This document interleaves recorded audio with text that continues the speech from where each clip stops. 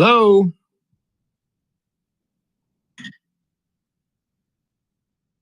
Hello. Can you hear me, Kim? What kind of shenanigans are going on here? Let me see if I can get Kim back up again.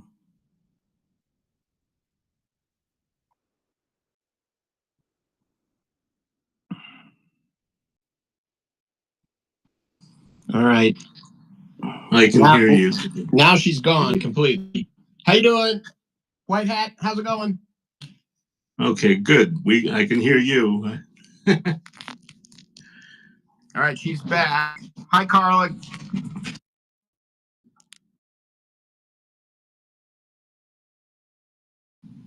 Is it working now? It should be. Try it. I hear everyone so far. Craig, is that you? Yeah, it's kind of freaky, isn't it? Oh my God, I sort of love it. Shh. Don't tell anyone, it's a secret. I now have my cat wearing the white hat. It's fantastic. Kelly, get up here. Oh, wait, she can't.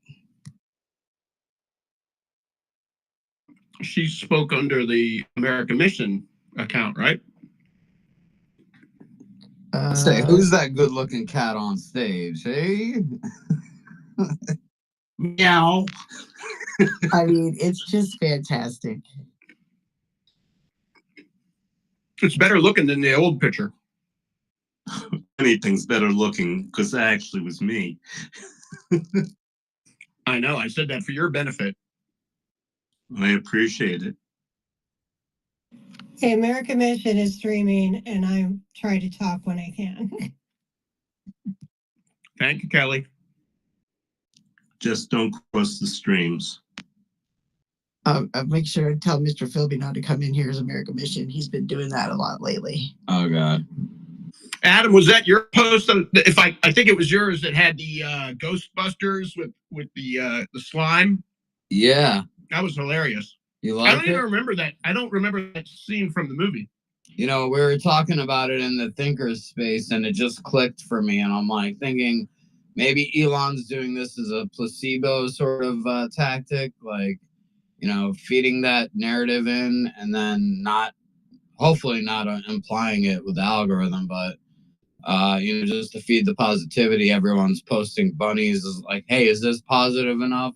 And it spreads, you know, it's contagious. So that's why I crossed my mind, and then that movie just clicked, like, because I thought about, like, you know, just everyone like in New York City being all angry and the ooze growing in the subways and then coming out, and then once everyone started being happy, the ooze started going away. So I was just thinking of positive and negative energy there. Well, it was, remember the Stay Puft Marshmallow Man? Everybody likes the Stay Puft Marshmallow. Everyone likes to Stay Puft the Marshmallow Man. You can make a real nice s'more out of him. Man, that's back when movies were cool. When they had to be creative and actually write a script. Now they just take old movies and remake them. Boom, my point exactly. That's what I was like, when movies were good and original. Although I would not mind a Goonies remake. No, you guys. They ruin movies like that. I hate remakes. It's like, just be original. Yeah, they never can get the magic back, no matter how hard they try. The only one I can say that a remake that I actually think is like 10 times better than the original is Dune. Because the Dune in the 80s was cheesy with Sting. Yeah, Dune was pretty good. I like, you know, they have a show now that I watched like a few episodes on HBO, I think it is. Oh yeah, is it any good? It's been all right. I've been putting it on to go to sleep, but because I don't watch much TV. But that's not a good endorsement. Adam, that's not a good endorsement. You put a show on to go to sleep by. Well, I don't put shows on otherwise. I don't watch TV. That's my thing. Like, I've been wanting to watch The Beekeeper for forever, but I just never get to it. I don't care for TV anymore, man. I don't watch any TV at all, so that I don't even know what The Beekeeper is. I've never even heard of it. Oh, Good it's show. really good. Good movie. God, what have you seen it? Yeah, Beekeeper. Yeah, kick ass. What's it Okay, about? Is it eating just about a online. beekeeper? Yeah, it's Jason Statham. Basically, he was like special ops sort of guy, and basically he was working as a beekeeper as a cover, right? And then they call in the beekeeper whenever they needed, like, let's say, bad corrupt politicians taken out and things like that. So, like, yeah, the movie was pretty interesting. So yeah. I didn't watch it, but I just watched the trailers. So I'm sure Craig could fill you in a little bit more on it. It's the usual Statham, he kicks ass and does it well dressed.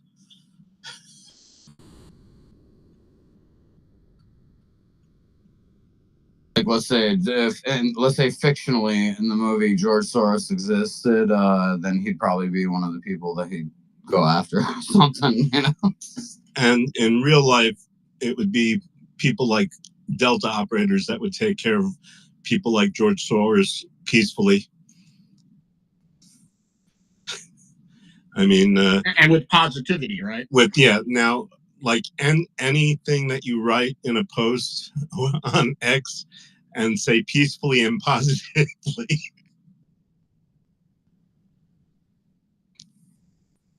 It's pretty sad. Does anyone know if Elon was just joking about all that, or is X really serious about it? Well, the Thinker had like a really great space on late night Saturday night that, if you think about it, there's a way to say things that get more attention on it than if you say it a different way, right? So we were testing out some different things, and being positive doesn't mean like blowing unicorn dust up everybody's butts, but like there's a way to present things that is positive and yet it addresses an issue. I'm gonna throw my boy under the bus and say that like saying that, hey, I'm being suppressed, and completely anybody. There's a lot of people that do that. Like, oh, I'm being suppressed, and it's like it's all negative, and people are gonna start ignoring that. It's like all this guy talks about is being suppressed, and I see his posts. I'm not gonna reply to it. I'm not gonna where if someone's tries being more positive. For instance, they'll get more reaction, right? And people react and, comment, so on and so forth, rather than somebody that's just negative. Like, especially after the past couple of days, it was nice to, see all the positivity, you know what I mean? So maybe I think he did it as like a, just a Jedi mind trick sort of thing. And he's not going to actually imply it, but like, well, it's a natural thing, if people are more positive, people are more attracted to that. Well, it also the best thing that I heard was that he's kind of preparing us and teaching us how to again communicate effectively, so you're not immediately shutting someone down and then they're not open to the message that you're truly trying to get across, right? So I thought it was a great exercise. Do I think that he has a way of getting everybody riled up and then they figure it out? I don't know. Well, psyop. Well, make put us it this more way. Happy. President Trump is the number one troll. Elon is his sidekick, and so I mean, I believe a lot of stuff that's really kind of pretty horrific is going to be exposed very soon. And if we don't get our minds in a more positive place, it will be very hard to deal with. Do we start calling Elon Boy Wonder? Oh God. Well, we're gonna be the you know ones- that relationship was really weird between Batman and Robin. It was kind of like creepy, honestly. It was a little gay. Yeah. What's up, Brendan? Yo, what's up, everybody? What a day today, huh? Woohoo! Party on! Certified. Yeah. What a year! You know what's going to be is they're going to use Elon as the world bully now, because it does ride a very edgy topic, right? I mean, the guy's calling out UK for all these diatribes of bullshit that have been over 2 decades, plus the migrants are just fucking changing the face of Europe. But I mean, think about it. If Trump didn't have like a Rocky Balboa and a Mike Tyson in the ring, it wouldn't go as easy. I think this teamwork is going to be something out of control. I just want to touch on, Elon came out and said that he was Adrian Dittman. I don't know if you guys saw that post. And it's hard to tell if he's joking or not, but I got to take issue with some of these things. Is he joking?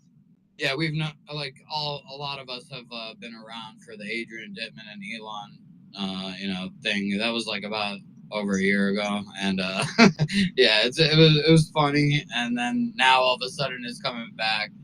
He's not the same person. Right. So what you have here is it. No, go ahead. I was gonna say, Adrian is he's definitely in that, boys club hangout, him and Ian Miles Chung and Yeah, I mean, Elon's playing in a giant sandbox like an overgrown kid, if you will, right? And I think we all would admit, rightfully, if he didn't take control of X, I mean, who knows what would have happened with this election. Right. And that's the thing, right? And then you get the my biggest thing was just the pulling of the check marks and the badges with not a lot of transparency. But it's my beef that I have with all of us on X. Like, whenever somebody gets dinged, you don't necessarily know what happened, or they give you some lame misinformation excuse. Yeah, some lame response. Yeah, but then it's interesting. It was the big accounts that got dinged, right? Like some big accounts. It wasn't us little guys. So it made them feel the pain that we feel, So like just a little reality check for them maybe. And then also they probably, some of them utilize botnets to up their stuff. They're using they have paid bots, all types of stuff, and they got caught out there, at the end of the day. And then the other thing too is when you look at the analytics, if you look at a 7-day forecast, you got to realize you're up against each day on top of each day. So let's say someone had 5 million impressions because a post went viral, and then the next day it's dropping down. Well, you got to match that same impression in order to stay trending at that height. So you get all these experts, if you will, literally X first, spurts after. I think we have to take it with a grain of salt. Oh yeah, absolutely. I have a question. Is there the huge blizzard in DC that they all of a sudden predicted? No, it snowed a little bit. We had about an inch here in New York. They had maybe. Us right now in the tri-state. We're getting tons right here. I'm snowed in the tri-state area. Where are you up in Jersey? Southwest Ohio. We're yeah. Yeah, we're killed here. Kelly. Yeah. They're using the weather weapon to make snow now. Probably. Who knows? Kelly. Yes, ma'am. We don't do hands right now. Just go. How the heck? I never know. I just want to be just nice. Jump in until somebody tells you to use hands. Okay. Well, this is a nice X, right? Nice X. Positivity. Well, anyway, first, I just raised my hand actually just to let everybody know that we are streaming this on X Live, Rumble, Pilled, Kick, and QUX, and YouTube today. We'll see if we'll get kicked off of there. Everybody be nice. Well, we're going to be talking about some salacious stuff. We're going to be talking about some salacious stuff. Well, we'll see how it goes. I don't need no sneaking an account. And then I just wanted to mention too, the Midwest, around St. Louis area, we got about 5 inches. of snow. According to Grok, Randolph County, Southern Illinois, got 8 or 9 inches as of last night. So I think you got more than 5. Oh, I heard. Speaking of which, No, I this heard. is in St. Louis. This is southwest of St. Louis, so where I'm at. Yeah, Carla said she got like 8, I think. Speaking of which, I heard that a fight broke out in front of the Capitol. It was a big snowball fight. It was really nice to watch. That's so positive. Yeah, it is very positive. Also, for the record, I did send Jen a speaker invite. I can't, for some reason, now the co-hosting is glitching. It's saying there are too many co-host invites out, but I only sent it to you so far, Kim. So I don't know what that means. If you know what, you sent it twice. So let me like drop down and I'll come back. Okay. And then Jen, if you can hear me, give me a thumbs up, and then give me a second thumbs up if you want to come up or if you just want to listen. Changed her PFP. I don't recognize her for a second. Hi, Jen.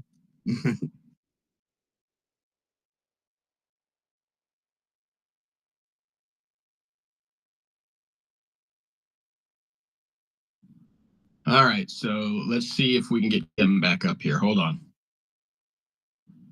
I'm here. You took the second one because I canceled one of the co-hosts. Okay, good. All good. All right, now let me see what happens. So I don't know. Jen didn't give me a thumbs up, so I don't know if maybe she's not by her phone or her not listening. So we'll wait a little bit. I don't even see Jen.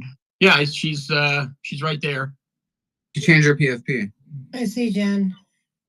Oh, there she is. Sneaky. See Al Baghdadi. I turned into a cat. Jen changed her PFP. The world's going crazy. Well, everyone, please retweet the space. Send to your friends and colleagues. We want to get more people in here, and we should be happy and upbeat today because we didn't have any shenanigans going on, and everything appears to have gone quite effortlessly and normal. I don't even think anyone had any bad words for anyone, at least as far as I've seen. I haven't seen any negative reporting, which is amazing. So I believe she was sober. I believe she was sober, but her face was worth $1 million while she did the certification. If it's too quiet, I really do start to get worried, though. Good point, Craig. That's a very good point. You should be, that's how we're conditioned now, aren't we? We're waiting for the shoe to drop. Yeah, I mean, I cannot be quiet for a long time if people want. Is that what we're talking about, or? Never mind. Just the fact that if things seem to be running smoothly, it's time to stay even more frosty. Exactly. Well, I think they're counting on the latest one with him being trying to convict him, so he's actually a felon or sentence him. Trump. I saw Tim post on that, and I'm like, God dang it! Can't you be positive, man? How long did we go? About 2 minutes of positivity, and now it's gone. Everything's wonderful. Well, it's Manic Monday, It's like the song. Sunday's the fun day, Absolutely. It's hard. Absolutely. Lithium for everyone.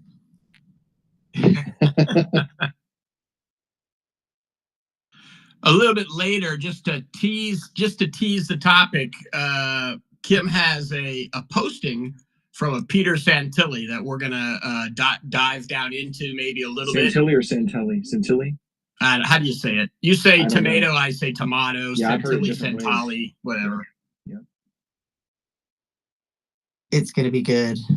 Who's that Peter that was in the Appalachians that was doing out there? That's Peter something similar. Santarelli, maybe? The pepper one or the... Okay. Hey, Freemason, I haven't spoken with you in a while. How you doing, brother? Everything going well up north? Yeah, man, everything's going great. Got some good Yeah, stuff that's with why music. We're going to be I doing. called you out because I wanted to ask you about Bigfoot is real and what else you got going on. So if you want to tell the audience what you got going on, I still listen to the tracks that you pointed me to over, gosh, was 2 years ago. I think it's been 2 years. So love it. Yeah. We got a couple big A-listers. One of the Marleys we're doing a song with. We just wrapped up a Jelly Roll single with Kaylee and my DJ Redlocks and the band behind them. A lot of good stuff happening, but no. It's gonna be Rohan Marley's son with Lauryn Hill. He's actually had a #1 hit, streaming like 2 or 3 billion streams. The song was called Praise Jah, his song, and so it's gonna be with him. But and then business up here in New York City with construction is just a mad scene right now. So I've been really slammed. Other than that, everything's great though, man. Thanks for asking. Well, good. I miss hanging out in the spaces with you. Somehow you've been around and I've been around and we've missed each other, but it's good to see you again. And Magna, it's so nice to see you as well. It's like a homecoming. It's 2025 is starting out grand. How you doing, Magna? Hello, you bunch of beautiful people. Goodness gracious, it is 2025 and you're still beautiful people. So that's important. I'm doing well, just working on some AI projects and really excited about that for coming 2025. The technology seems to revolve about every 24 hours. We got the news cycle these days with AI. And so I'm just trying to. Did you see Elon's hiring people for AI as well? Yeah, I'm excited about that, for him to do that. I'm not going to take a job right now. I'm thinking about it. I'm thinking about doing something different. I'm thinking about starting my own company, which I've done before. I've actually started 2 companies before. I'm 58 and I've retired already, so I'm kind of sitting back, and I've spent the last 5 years studying AI. And I retired early, and it was fun, and I enjoyed it. But now I've got AI under my belt. I'm like, I really want to do something with it, and so I'm thinking about starting my own company again. I've had 2 companies. I failed at one and very successful at another, and sold that off. But I'm thinking about getting back into the business and in the market and doing something interesting. So if anybody's, but I'm still available to my American Mission folks. If anybody's got anything that they need, I'm always here to help. So you guys put me on your list, or I don't know what is it called. Follow me and just DM me when you get a chance, and I'll be glad to help.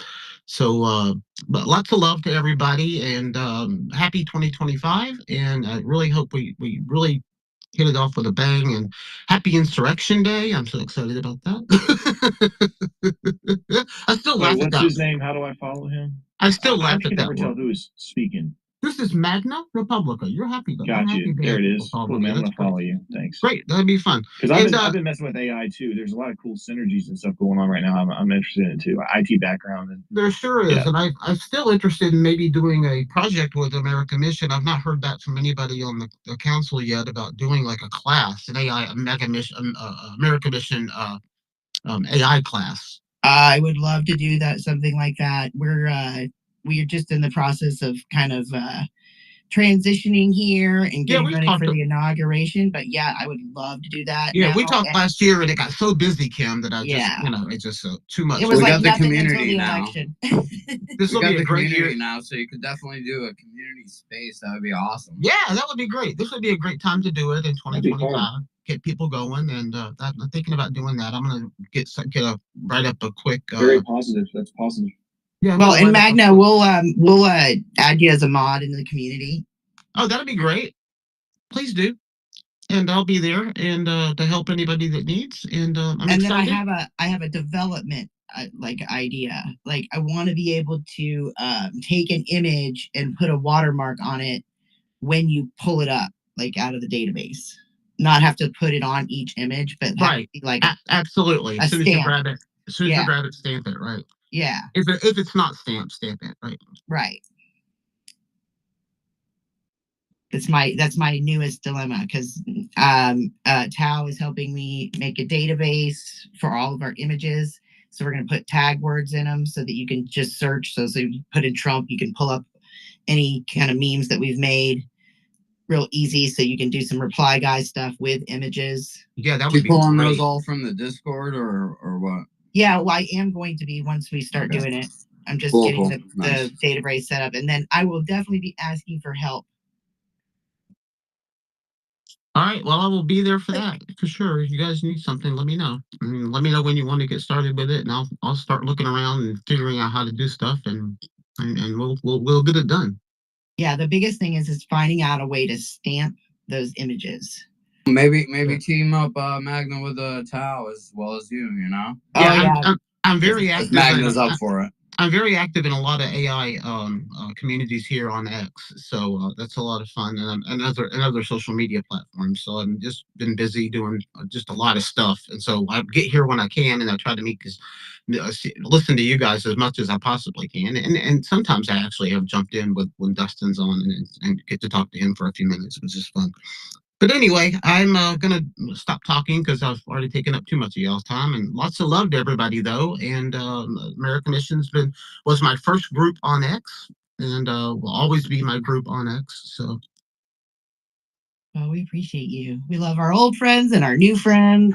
It's just been a lot of positive vibes. Yeah, I'm probably that guy that's been around for years and nobody even remembered he was here. So. Oh, we remember you. We remembered you. That's why I brought you up. I just feel the positivity. It's that cat. It's that cat. Kelly. Yeah, one of my American Mission. Okay, I have a challenge for everyone. Okay, you ready for it? All right. So in chat, I have put in the links to every place that we are streaming. The challenge is if you have an account there, you can create an account. But if you have an account there, go in, put a like to our stream, and follow the channel. And it's it. It'll take under a minute. Promise you. Thank you. Wait, what do I do again? Do what? Okay. In the purple pill, in the chat, I have linked to every place that we're streaming to right now. So the challenge is to click on that link. Oh, you'll have to log in, I think, to like it. But anyway, log in, follow the channel. Okay. That's it. And if you don't have an account, okay, that's fine. But I'm sure at least somebody's got Rumble. At least a Rumble account and a YouTube. So thank you. Thank you, Kelly. Do you want to run through the list again? Okay, so in the purple pill, there's a link to, well, you go to X Live Broadcast and say hi to everybody. There's a link to that. But we have Rumble and Pilled and Kick and YouTube.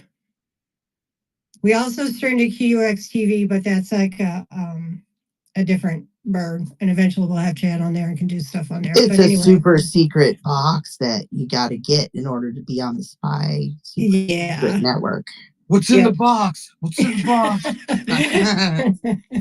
But I really, really do appreciate it because we get people viewing, the stream and everything, but just forget to hit that like button, and we're trying to build up our followers too. Thank you very much. And we are going to get to some spicy stuff from this Pete Santilli thread, because when I was reading through it the other day, I was like, what is happening right now? I have one complaint. I always see this in every space. I see more retweets than hearts. And it's like, if you could retweet, you could heart. It's like 2 buttons. The hearts are free. The retweets, go for it. I personally... quote post is nice, but because then that way it's not just can I say something on my page. I'm finishing up. Sorry. No worries. We're good. So yeah, just give a heart as well. Retweet and like, and bookmarks. I have like a little bookmark folder called Friendly Bookmarks. I just bookmark everything that I like and repost with that and put it in that folder. And it's like I don't pay much attention to that folder because it's just a bunch of bookmarks for things that I liked. So it helps build up the people's space or post. And I'll yield. Go right on. Oh yeah, I was just gonna say I want to be more active on here. I'm on a lot of platforms, and so X, I'm still learning the mechanics of it, so I don't really know. Sometimes I just know I like a lot of you people. Well, they like to change the mechanics on us a lot. I'm an active listener, so I like a lot of you people, but I'm still getting, I have name remembering anxiety too in real life. So it's just kind of like, I don't know. But anyways, yeah, and I love this space. So, I'm always thank you. impressed with people who are on tons and tons of different platforms and accounts. I had Facebook, I had Instagram, I had TikTok. I had to get rid of. I mean, I still have access to them, well, yeah, but I don't use them. I kind of did that as like a life experiment sort of for a few years now, and it's been a little bit overwhelming. I kind of almost took on too much, I think, but it was good. It was a good experiment, but then I had to kind of fasted from the internet for a while, and then kind of not by my will here recently. But it was an amazing experience because I started remembering things that were ridiculous. I have an IT background, so one thing that's kind of weird is I remember a lot of people's passwords, which is kind of scary in a way, but not on purpose. Just because you pick them up along the way. You're not supposed to do that really, but people just refuse to, do that. So, anyways, weird stuff like that's coming back to me, and yeah. So I'm just kind of coming back to the internet now, and it's kind of interesting to do that. So sorry if I'm. Well, I'm proud. I'm proud to report that I changed some of my passwords. I no longer have FJB123. I've gotten rid of that. I'm keeping it. Hey, Trash, what's going on, man? Holy moly! I had no idea I was going to set the internet on fire yesterday. I thought it was just going to be a little jab here or there. I'm getting phone calls from my Congress people. I'm getting text messages from quote unquote influencers. Apparently, there's a lot of people that are very upset with some of the things that I said yesterday. So my day has been basically filled as I woke up with that actually burned down a lot of the. It was a shit show. Yeah, well, the grift got burned down a little bit yesterday. It can be positive, though. That can be positive. Sometimes that can be good. Oh, it was positive. I pissed off a lot of people. I'll just put it that way. And yet, what's funny about all of that is that you're welcome to be pissed off about anything I say. I really don't care because none of you pay me any money. So, like, whatever, dude. Be pissed. Don't care. I'm not losing any future opportunities. But I'm here to tell you that something shifted yesterday. And it was part of the spaces that I did. But there was something that shifted. There was something that changed. If you guys go see Kyle Seraphin tweet, I mean, he referenced the spaces that he was on with me. It was a DM that he got from somebody that hated him because they misunderstood his take on something. And I reshared it. Go look at this. This is very important because I'm getting a ton of these DMs as well. Like, it's not all negative. Like, I know it pissed off some people, but it's fine. But there's also something that happened. I think we're breaking the programming. We're breaking the PR spin. We're breaking the I don't know what I need to do. I just need to fit into the algorithm to make myself the most money. I think we're breaking through that mask. Okay. Go ahead. Oh, sorry about that. That unmuted, guys. Sorry about that. Oh, okay. So what I'm saying is that I think it's all I think it's all positive, and I think that it's having way more of an effect than I thought it would. I was just pissed off and wanted to call out a bunch of people, but it actually turns out that it seems to be bringing people back together again that have been siloed and separated because they were following algorithms and they thought that they had to be part of some kind of community to be part of something, even though that they didn't agree with what that community or people were saying. They understood that they were on this team that needed to get, say, Trump elected or whatever. I'm here to tell you that something broke yesterday, and I don't necessarily know that it was me. I think that it broke. I saw it, and I said, hey, I'm going to talk about breaking this even further because I'm done with this fake influence stuff. It doesn't matter. Like, I get $51 every 2 weeks from Twitter. I make nothing off this platform. I have a large platform on this platform, and I seem to have a large voice on this platform. And I do have the gift and the benefit of being able to join people's spaces and be a speaker panel and a panelist and say things. And I try to speak only truth constantly. And that's always been my modus operandi. And it's been above and beyond speaking the truth. It's just staying. Electronics. I don't know what. I'm sorry, guys. Well, hey, what's going on, guys? How's everybody doing today? And Kim, I got. Hey guys, someone's speaking. If you could please just wait and raise your hand, I appreciate it. Thank you. Very sorry I'm about that, so guys. sorry. Just I a thought he weird mute stopped. button. Anyway, long story boring. I think that discernment is going to be the word for 2025, and I think that people should be paying attention to discernment into 2025, no matter where you're hearing it from. I think that you should take in the information and take what you can from it and leave the rest and figure out your own course of action from there and stop trying to fit into an algorithm or as if you're going to be part of the cool kids club. That's it. That's all I want to say. Thank you very much.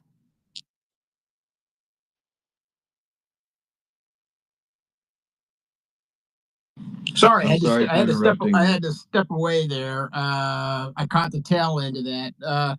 Trash, you're a disruptor. That's what you do, and we love you for it. So keep doing what you do. I think Caleb burnt it down a little bit there yesterday too. Mm-hmm. I'm actually getting a text right now. Apparently, James did hear the space, and he apparently is panicked and calling the donors that we were talking about right now. I actually just got the text right now. Like, it's happening, like, right now. Like, we set the world on fire yesterday. Like, I don't think people realize this. I'm seeing Rumble clips. I'm seeing podcasts. I'm seeing all kinds of things being sent to me. I'm getting text messages right now saying that there's some kind of panic inside the donor circle within the right. Like, it's fucking crazy, you guys. You have no idea. Like, I had no intention of doing this. I had no intentions of being a disruptor. Matter of fact, I don't want to be a disruptor. I just want to talk about things that affect us, that I have receipts for, that I can back up, that I can hold up claims. I don't care about anything else. But holy shit, Jen, we pissed off a lot of people yesterday. Well, pissed off begins with a P, so it's positive. We pissed off a lot of people yesterday. I'm just telling you. That was a good polarity switch. I like it, and that was positive. Jen, what was your part in it? Are you culpable as well? You gotta accent, you wait the positive. And she's gone again. Still in the room. And that's Jonah. Jonah in the belly of the whale. Yep, and I believe that guy was from Hamilton, Ohio, by the way. The guy that wrote that, yep, accentuate the positive. Marcus. And I believe it was, yeah. Yes, ma'am. Is that Bumble with a new PFP? It's not new, but it's beautiful. It's new to me, and it is beautiful. It kind of looks like a Yeti poodle mix. It's like a Yeti and a poodle if they had a child. Could be. That's There's a lot of Yetis here. That comes to you courtesy of Kim. All right, guys. I'm gonna get back to work. Sorry about that. Yep, and then Acorn, right on the ring there. And was that an Obama program? Acorn's been around way before Obama. Okay, because I got it on a cupcake at the Hope House. What's up, Matt? I just got off work, so I'm hanging out here for a bit. But if I drop, it's probably because I'm going through a bit of a dead zone. So I'll be in and out.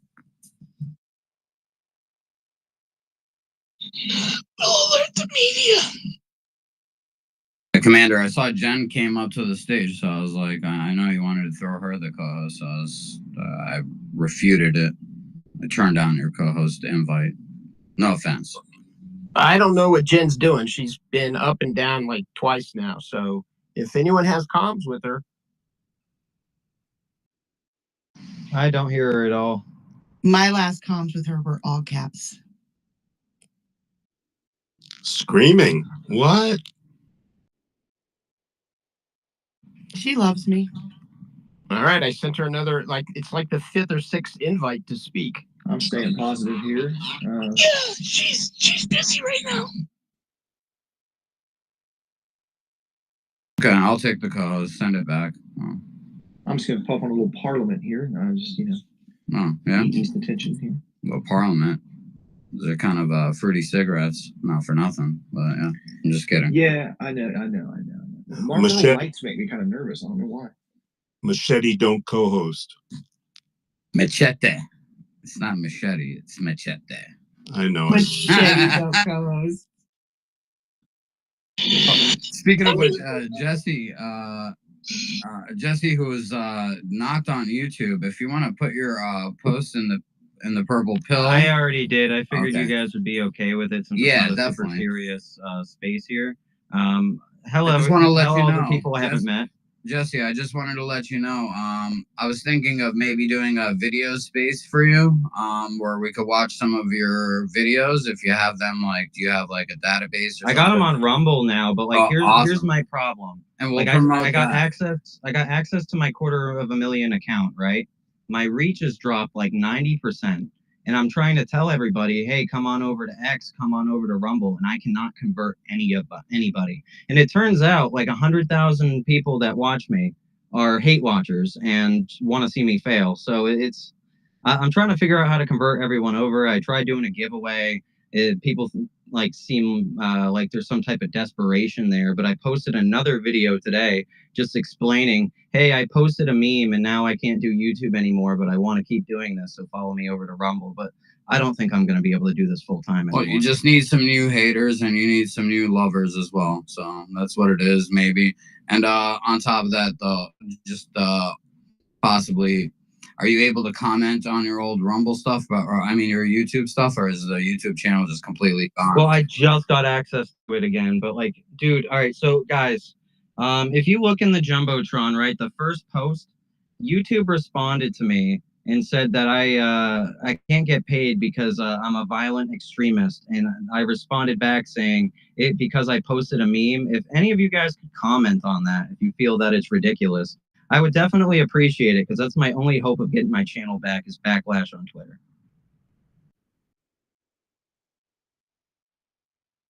So yeah, that's pretty much it. He does motorcycle videos. By the way, if you guys didn't know, follow Jesse. He just got reamed like a lot of us did in 2020. He kept it clean on his YouTube channel, and then he posted a meme. Yeah, and the meme, they gave him a strike and told him now that he just can't be monetized, and What's they the deal with the completely messed him strikes? Is over. it 3? I mean, we're doing. Yeah, three no. So the way that it works is it's 3 strikes and you're out. But for me, it was 1 strike and you're out. I've never had a strike before. Why It's are we because doing it was baseball anyways? I mean, seriously. well, no. But like it was like violent extremism. That's why. So look at the post and the meme. I know, that I posted. but I'm just asking a dumb question that's kind of serious but dumb.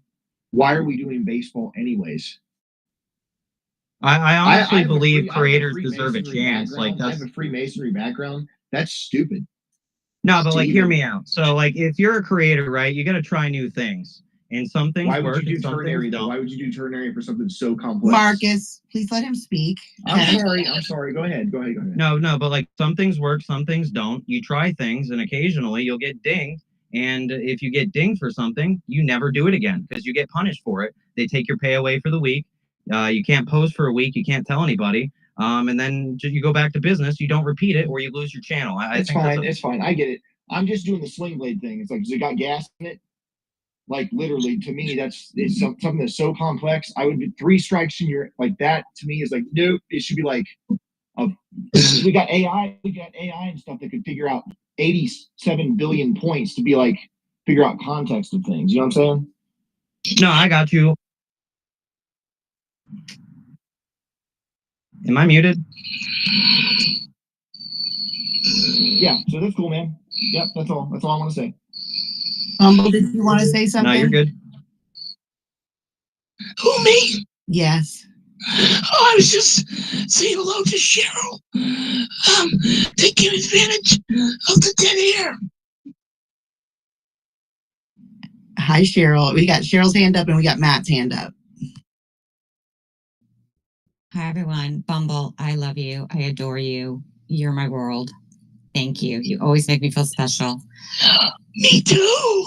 Aw, what a day, you guys. What a day. Okay, so not one Democrat uttered a peep. They were like statues. So Jamie Raskin didn't get his, Civil War that he wanted. So the certification went well. So I posted it up in the nest. And let me tell you, so the person that actually the original poster of that thread lives in Montgomery County. He's a friend of mine. He helped me with my campaign, and he posted Jamie Raskin, and he tagged Jamie in it. And I'm sorry, I hate to always make this about Jamie, but listen, I will not. We can't let up on him. So he's your arch enemy. It's okay. He is our arch enemy. So anyway, Greg posted, so Jamie, didn't, what happened, Jamie? What, all talk, like that type of thing, like kind of poking the bear. And so I responded and basically said, you never trust these dyed-in-the-wool born tyrants, blah, blah, blah. You know me, I go on. But I tagged Cash, I tagged Harmeet, and I tagged Johnson because I want him expelled. I want Cash to indict him, and I want Harmeet to figure out that his election was stolen and has been for 8 years. And Harmeet liked my post, and Jamie was tagged on it. So I'm sorry, that just made my day. So you guys, they are listening to us, and that to me was a wink and a nod, like, we got you, girl. We know what's going on. We have eyes on him. So anyway, I just thought that was epic. Not as epic as President Trump, and not as epic as Mike Johnson's expression. I'm telling you guys, I feel like Mike is going to do a 180. I think we're going to see some real strength from him. So that's just those are my thoughts. Positivity. I love your positive outlook. Well, that smirk, I got to tell you, that was like, positive. Right? That's good. Yeah, nothing puppies, like unicorns, kittens. Yeah, nothing like an MMA fight to bring out the man in a man. Right? God, that was just, it was so epic. Rainbow delight. Fall in line, Mike. It's got sugar, high fructose corn syrup, enriched wheat flour. It's got everything in it. Fresh lock, net weight 13.5. Yep, I got it. It's got number 86457 _V0. Are you reading ingredients and you don't realize your mic's open or something? I was just wondering. Yeah, Marcus, what's up? What's going on, dude? What's up, bro? 6 different types of sugar. Oh. We're going to send Robert Kennedy after you.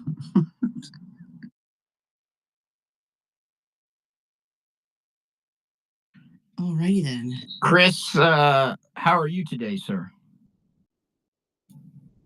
Well, now that President Trump is comfortably...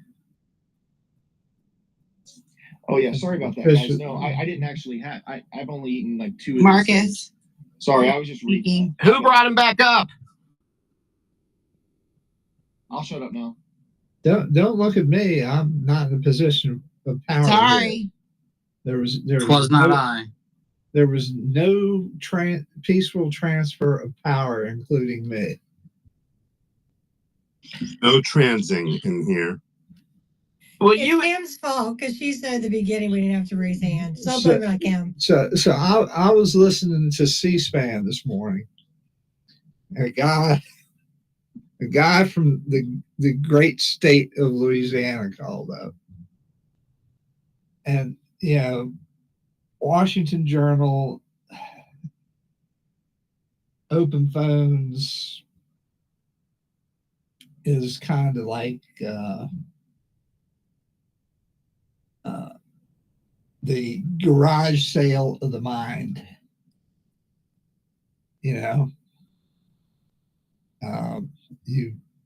Sometimes there's just a little gem that you can grab, and the rest of it is just a waste of time. And most of the time it's just a waste of time. But sometimes there's a caller that will ring true. So this guy calls up, and he's just a good old boy, and he's just done with everything. He's done with the Democrats. He's done with January 6th nonsense that they've been harping on. He's done with all this garbage. He's ready for President Trump. And then he has a question. He said,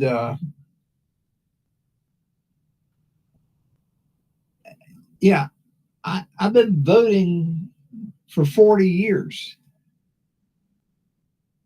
When was it that we started to, this thing about the peaceful transfer of power? Because it's just been recently that I've been hearing about this. This catchphrase, the peaceful transfer of power. And and it kind of, the C-SPAN guy was, kind of taken aback. It's like, well, is it not a peaceful transfer of power? He said,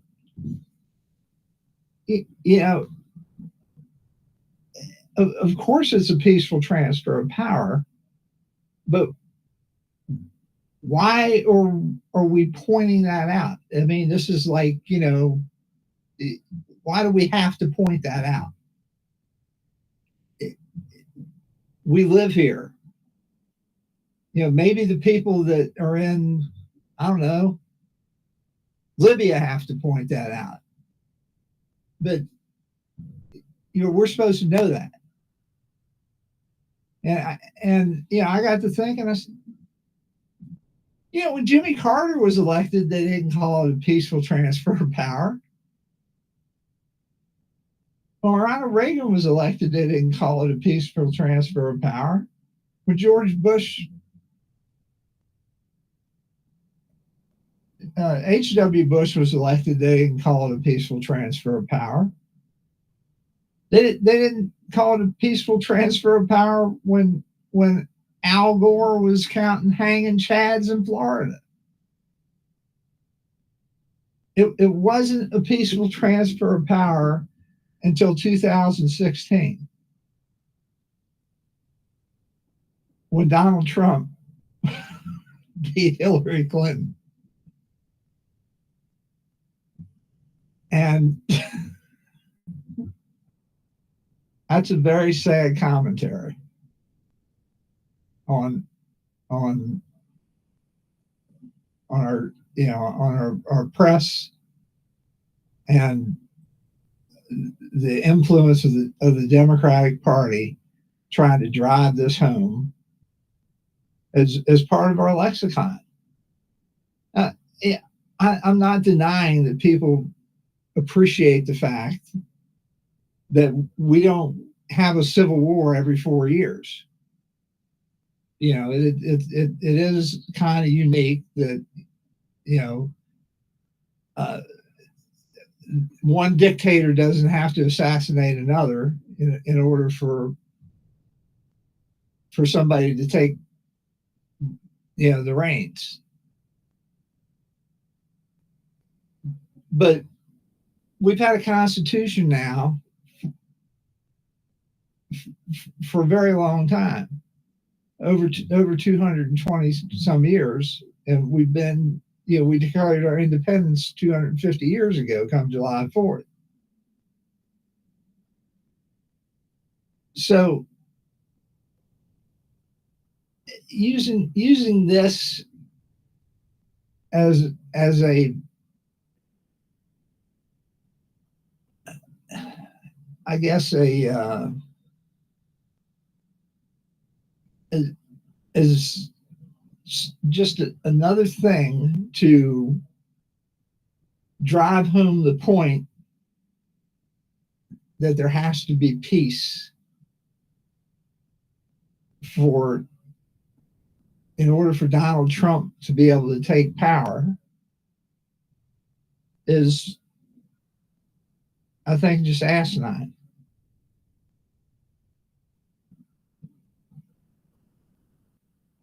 It's just part of their standard playbook.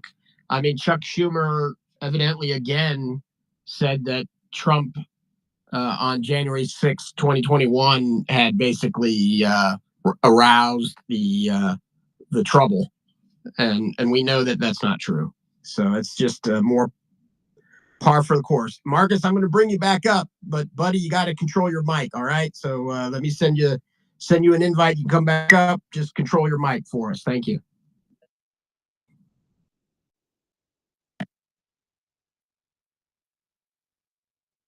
I thought Trash came up and had his hand up. Well, I guess he took off, had something come up. But yeah. So maybe it's me then. Oh yeah, I'm back, guys. We're good. What were we talking about? I don't know. Anyways. Okay, so Mr. Philby, I smell a new role for you this year. I smell the role of the disgruntled Democrat C-SPAN caller who is sick of the lies that they have been handing out. And you're mad as hell, and you're not gonna take it anymore. What say you, Mr. Philby?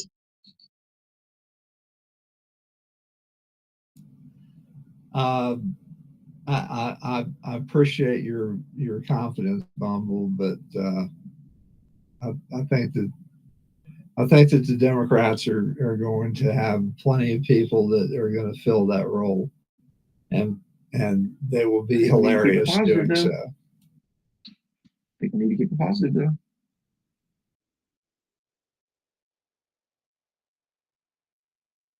And we can all comment on what they have to say.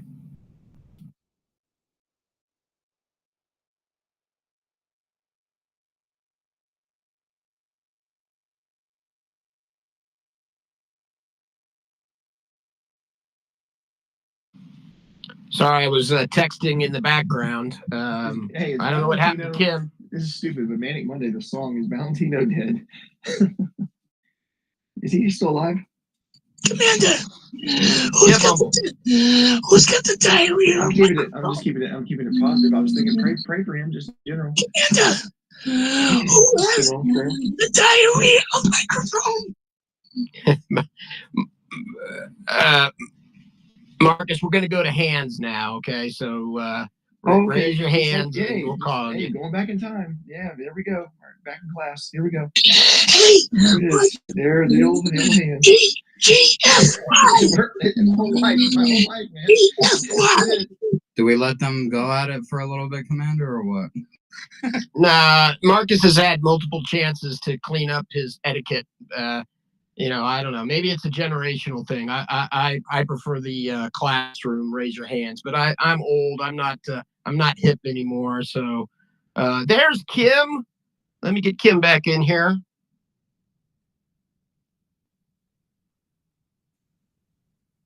Cheryl, how much snow did you get in Maryland? Well, in my neck of the woods, we got about almost 5 inches. But further west, they were getting, like the Baltimore area, I think they got around 7. So the average was between 3 and 5, I think. But God, it was beautiful. I did a video of it this morning at 5:30 in the morning. And it really is so pretty when it snows. Until the reality hits. And I don't know about anybody else, but when it snows here, I swear they dump like so much salt. There are mounds of it you still see literally on the sidewalks in the spring. So that's kind of annoying, but it's been very pretty. Hey, Cheryl, any white guy that tells you it's 7 inches is a liar. Bumble, I do not like that talk. Dirty Bumble. Dirty Bumble. I was talking about snow. Bumble, we're gonna get 3 more inches tonight. So pucker up, Virginia, you got it too. We're supposed to get another bad storm on Friday, I believe. No, we're getting Chris, you're included too. We're getting wraparound tonight at 3 more inches. I'll feel blessed. What, a reach around? He said wraparound. All right, Kim. I'm glad that you're back. I was getting a little nervous because you posted up in the top the Peter Santilli thing, and then you disappeared on me. So, do you want to get into that now? I mean, we can. I can certainly read it. Well, maybe provide some background or I'm going to give you the background that I know. I didn't know really who this was. So, but the thread will give you the background. Let me get to it, and then it's interesting because it didn't get much. I mean, 1.8 million people saw it, so I'll be curious to see some of the comments after we read it. But this is Pete Santilli's pinned post. It says, "This is the most important and urgent post I've ever made public, outlining how Obama is responsible for the upcoming Al-Qaeda ISIS attacks upon America. Since 2012, when my source Gandalf, who was on the ground 3 days after Benghazi, provided me with documented proof that Obama and Clinton were arming anti-Assad ISIS fighters in Syria. I didn't know that the whole time. You know? I've researched and established the following facts in very meticulous detail. Also have provided sworn testimony affidavit under oath about my knowledge of the evidence that is currently in possession of the CIA's Office of Inspector General." Yeah, you know, they were training them out in Jordan. See, that's the thing with the Arab Spring in Syria, is they had the Free Syrian Army, which wasn't like a religious faction sort of group. It was just Syrians, trying to, basically after, protesting the Assad regime. And then you had ISIS at the time that went from Iraq to basically going to, undermine the Free Syrian Army's movement and overtook it in a way. But they got some training in Jordan. They said that it was Free Syrian Army that was being trained in Jordan, but I knew, I had a feeling, and I kind of, knew that it was ISIS being trained over there. So, which is crazy. Our government, it's fucking nuts. So yeah, a lot to be revealed. But breaking news: it seems Giuliani found in contempt of court over a $148 million defamation case. A New York judge has had enough of Giuliani's excuses, ruling him in contempt for dodging asset disclosures in a $148 million defamation case. Let's see here. Giuliani has handed over a Mercedes and his New York apartment, but forgot paperwork and can't seem to find Joe DiMaggio jersey, claiming some requests were traps. Rudy also is fighting to save his Florida condo from seizure, insisting it's his personal residence. The judge called it a pattern of willful defiance. The final play, January's decision on whether Giuliani's Florida digs go on the auction block. They've put this guy through the ringer, man. He's been nothing but a good, good for New York. He helped clean up New York City, but now it's gone to crap, under de Blasio and all of them. Oh man, ridiculous. Yeah, it's really sad what they've done to Giuliani. Well, is this stemming out of the Georgia case? Is that what this is? This is a New York judge. So it's a defamation case. Yeah, well, there was a defamation case in Georgia, so I don't know whether the New York judges, whether they went to New York to collect, but yeah, it was an election worker in Georgia that sued him for defamation for some ridiculous amount of money. And they got video of the woman doing what he accused her of.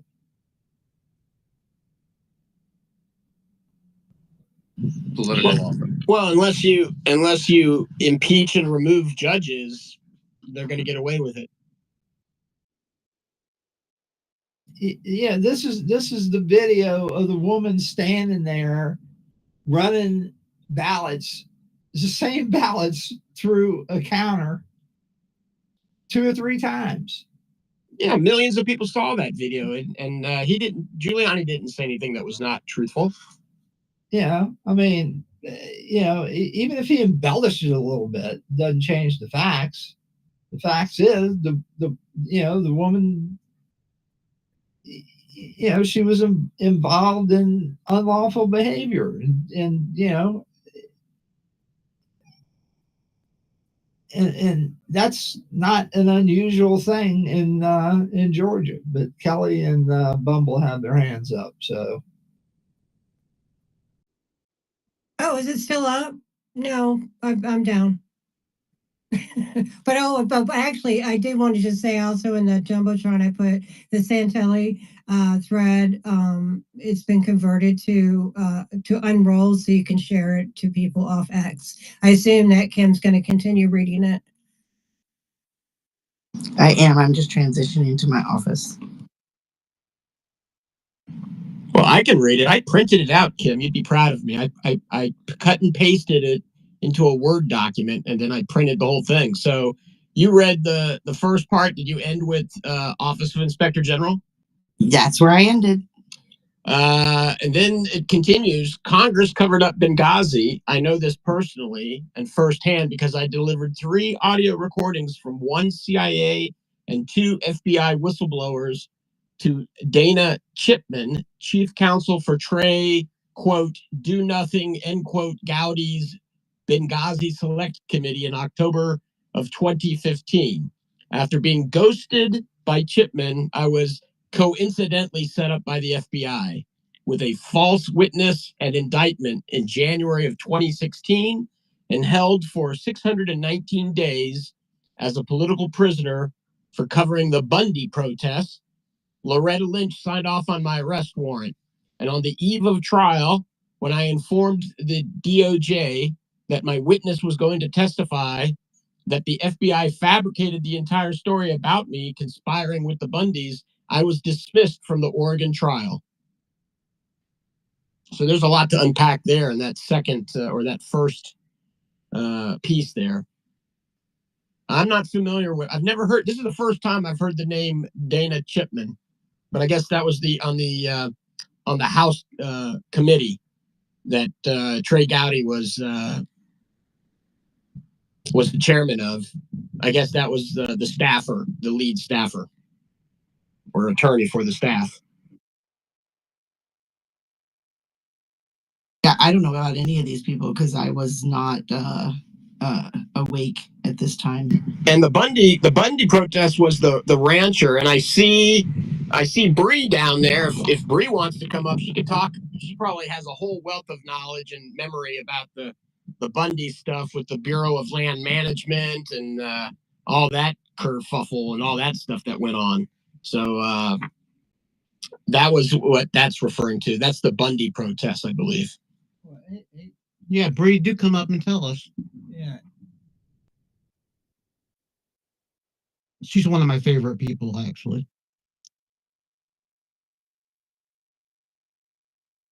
You're one of mine, Magda. I can't see bubbles right now. So my screen is frozen, so I can't see hands. So I'm flying blind here, people. Well, I love you, Bumble. Thank you, buddy. I love you both. So we turn this into a threesome. Bumble. This is a daytime family show. It's a joke. Don't be such a pearl clutcher. I'm not, but our listeners can be. Oh, you seem to be over here so offended, right? All right, I see Bree made it up. Thank you, Bree, for accepting the speaker invite. Do you want to add about the whole Bundy matter, the Bundy protests back in that was a while ago, 2015, 2016? So there have been multiple Bundy protests. Was this the one that was in Nevada, or was this the one that was in the state of Oregon? I'm going to say Oregon because it says that his trial was dismissed from Oregon. I'm sorry. I was in the middle of posting a thread on the economy for dummies, so I was deep in thought. Can you reread just the snippet? Yep. So we're reading a text thread from a Peter Santilli, and he's basically making some pretty amazing claims having to do with the cover up in Benghazi. And in his first addendum, I don't know what you call it, he put a number 1 next to the follow up from his original post. Yeah, in the thread. And it's easier if I just reread it.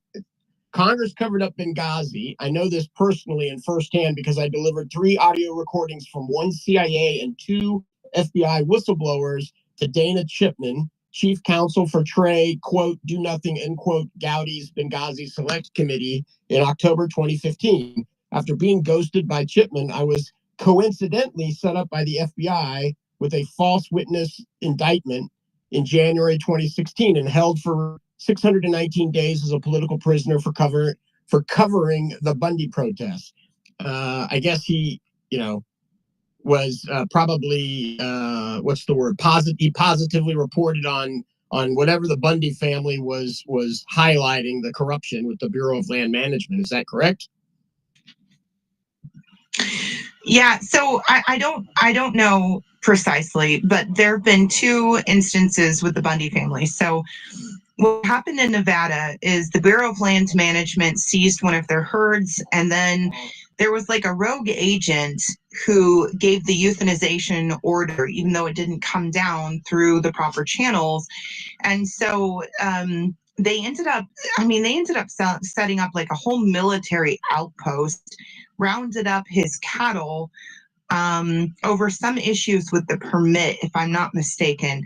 And then this rogue agent gave the euthanization order, and they ended up killing all of the Bundy's cattle. And I mean, this was just the first time. This is happening all the time, and especially under the Biden administration, but certainly under the Obama administration is when it began. So then in, I want to say 20. I don't remember the year, to be honest. I think it was 2018. There was the Bundy and Hammond protest that occurred in the state of Oregon. It was Eastern Oregon. What happened is the Hammonds have had multiple allotments, and then they also so this is something that people don't understand. All across the country this is happening. So what's going on is the federal government is like acquiring land around wildlife reserves, right? They'll either acquire that land by buying a private ranch, which I don't know how our federal government is allowed to do that. That's a whole other situation. Or they will just they'll just kind of like establish a parameter by cutting off water rights. And then they'll say, no, because of the Endangered Species Act, we have a right to manage how many cattle you're allowed to have on this property. And so if you sign this lease, it will protect your right to have X amount of cattle on this property. So ranchers for many years were signing on to these leases, believing that it protected their land and water rights. But essentially over time, the Bureau of Land Management would go from, say, 5,000 head of cattle down to 3,000 head, down to 1,000 head, down to 800, down to 300, down to 100, right? So you'll have the same exact amount of land, say it's 200,000 acres or 2,000 acres, it doesn't matter. And suddenly, that land no longer supports the amount of cattle that you've been running for your entire, before the state was even a state, for example. And anyways, so what happened in the Hammond situation is they had owned allotments, and then they also they had grazing rights on an allotment that they were fighting with the federal government over. During that ongoing court battle or something like that, right? There was a decision made about a particular allotment, and it went through the state of Oregon. It was signed off on by Hillary Clinton, who was the Department of, she was the Secretary of the Interior at the time. What was she the Secretary of? I'm forgetting. Secretary of State was Secretary of State. Okay, thank you. Okay. So she signed off on this order, and essentially they sold the mining rights to uranium to a Russian oligarch, essentially, which is very ironic in retrospect. But there's a gentleman who, Nate Kane, he recently ran for Congress. He was the whistleblower at the time who came out. This had come across his desk, and he blew the whistle on this, proving definitively that the reason the federal government was coming after the Hammonds for their land was because there's uranium on it, and the federal government had sold the rights to that uranium to a Russian oligarch. Anyways, so the Bundys came in and stood with the Hammonds because the federal government couldn't prove, A, that they owned the land, that it was ever turned over to their possession, or that they had the right to sell the mineral rights to a third party. And so the Bundys came in and stood with the Hammonds and demanded that the federal government prove that they had a right to sell any of this or to permit the land otherwise, during that time frame. So they had this big standoff. The FBI moved in, created a barrier. I mean, it was like this whole huge that's sorry to jump in, Bree, but that was the extrajudicial killing of one of the Bundys, right? Lavoy Finnegan was so he was unarmed, he had his hands up, and they shot him in cold blood, at a quote unquote routine traffic stop.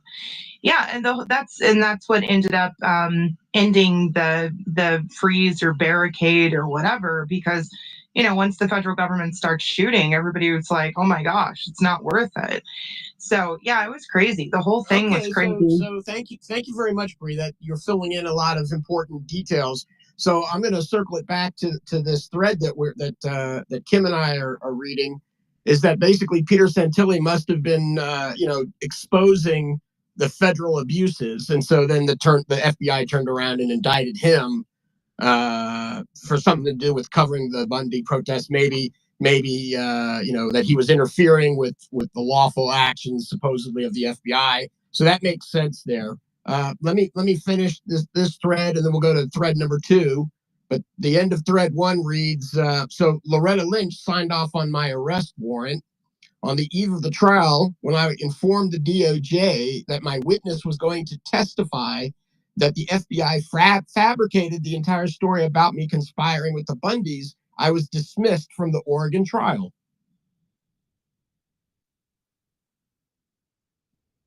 So that ties in then. It's Oregon, it's the Bundys, So pretty serious issue. Yeah, that makes sense. That must have been the Bundy Hammond situation that occurred in Burns, Oregon, or Eastern Oregon. Speaking of which, as a tangent question, is Eastern Oregon still trying to break away and join with Idaho? I believe that they are. They have been working on that for quite some time now. Yeah. Kim, you want to go with number 2?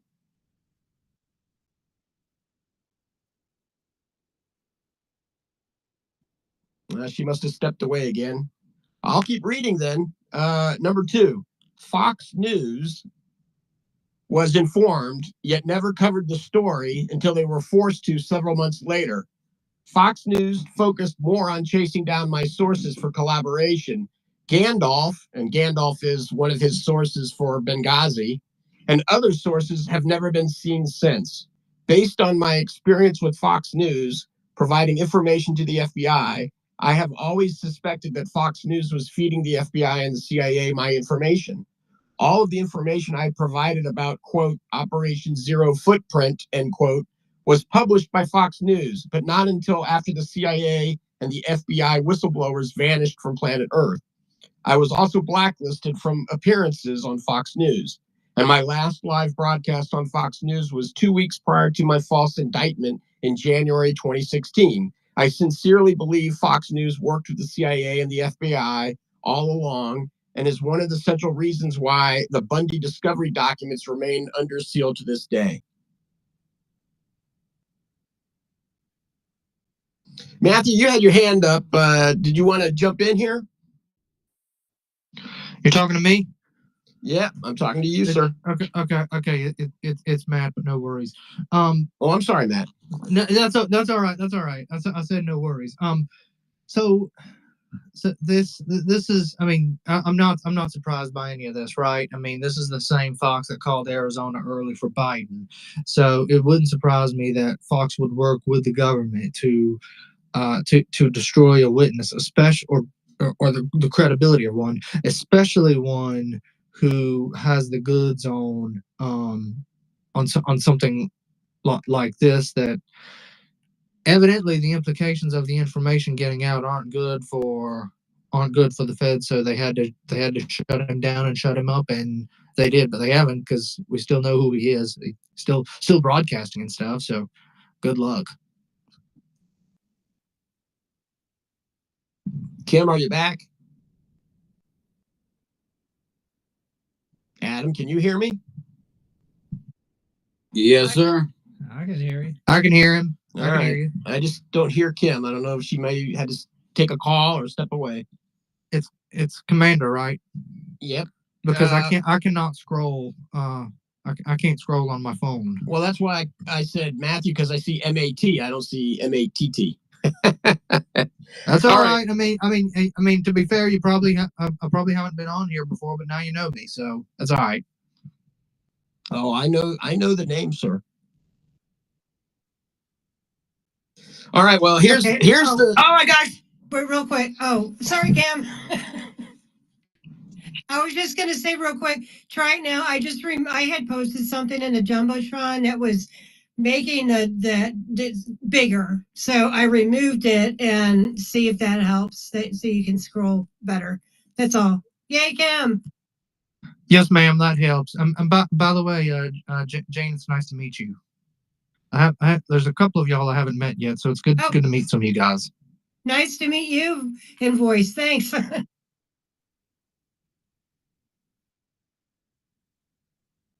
All right. Well, here is the.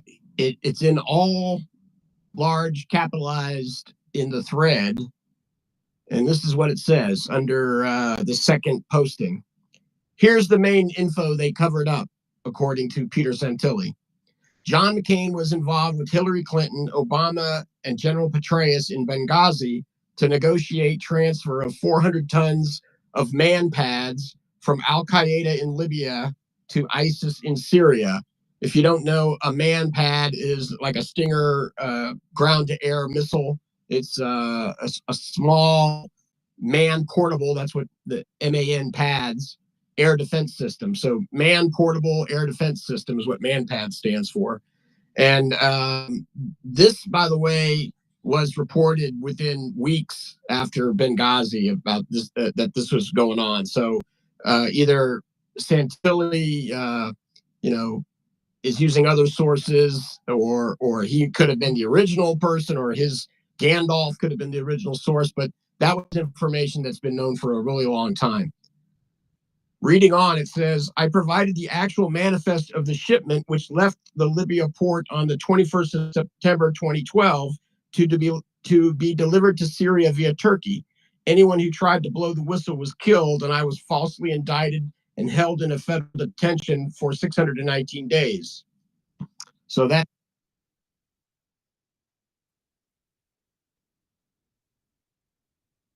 That'll put them quiet on. We lose them? I was wondering the same thing. Commander. Sorry, did how much? I was muted. We heard the whole thread, and then you went mute. Okay.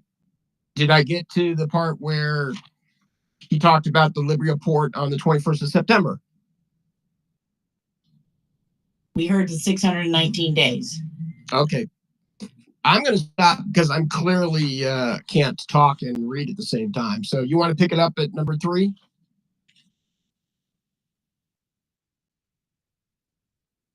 Yes, I will do that. No problem. Stand by. I got to go to my holy shit bookmark. I love that bookmark. It's the best bookmark I've got. All right. So, number 3. John Brennan allowed the 9/11 hijackers into the United States by overriding his assistant station chief in Jeddah, Saudi Arabia, and rubber stamping incomplete student visas. 9 of the hijackers entered the U.S. thanks to John Brennan. B.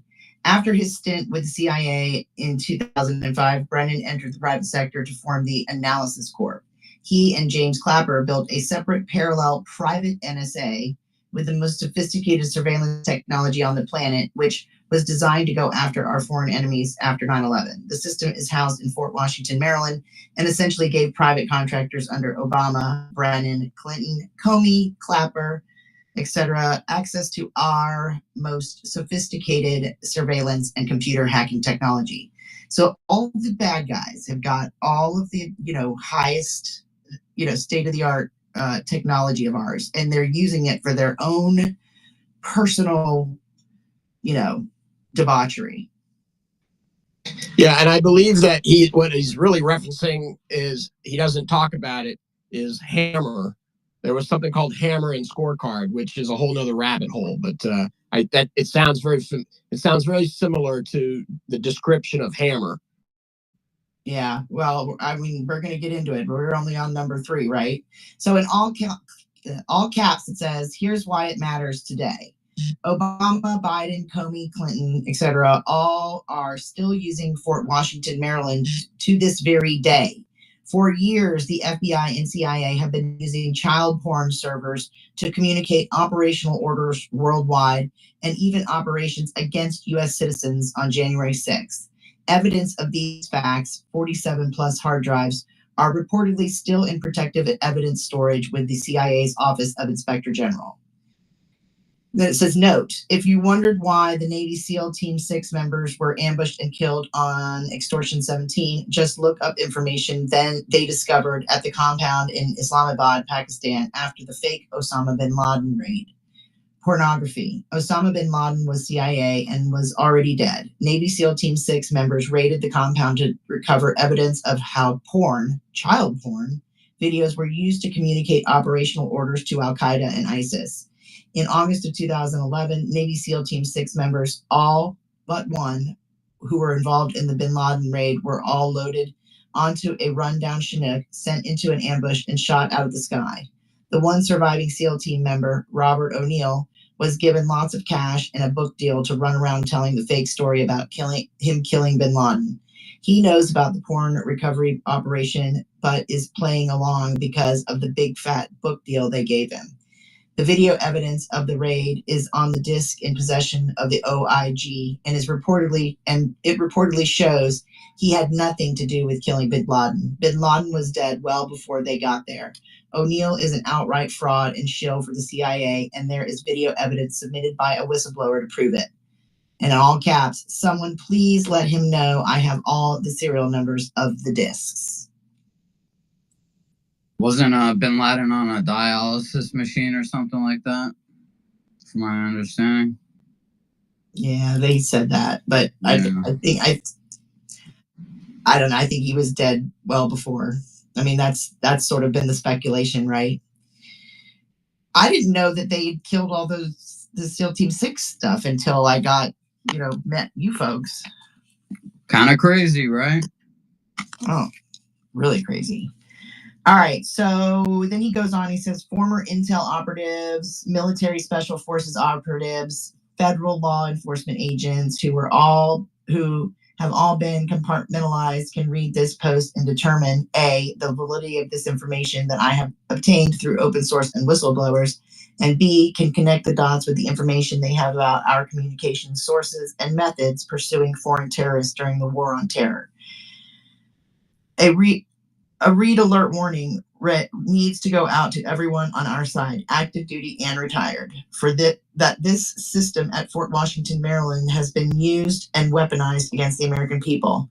New Star also facilitated providing a terminal for Obama in the White House, and when Trump became president in 2017, they compromised White House servers, funneling everything to Obama, Clinton, Comey, Clapper, Brennan, etc., via Fort Washington, Maryland.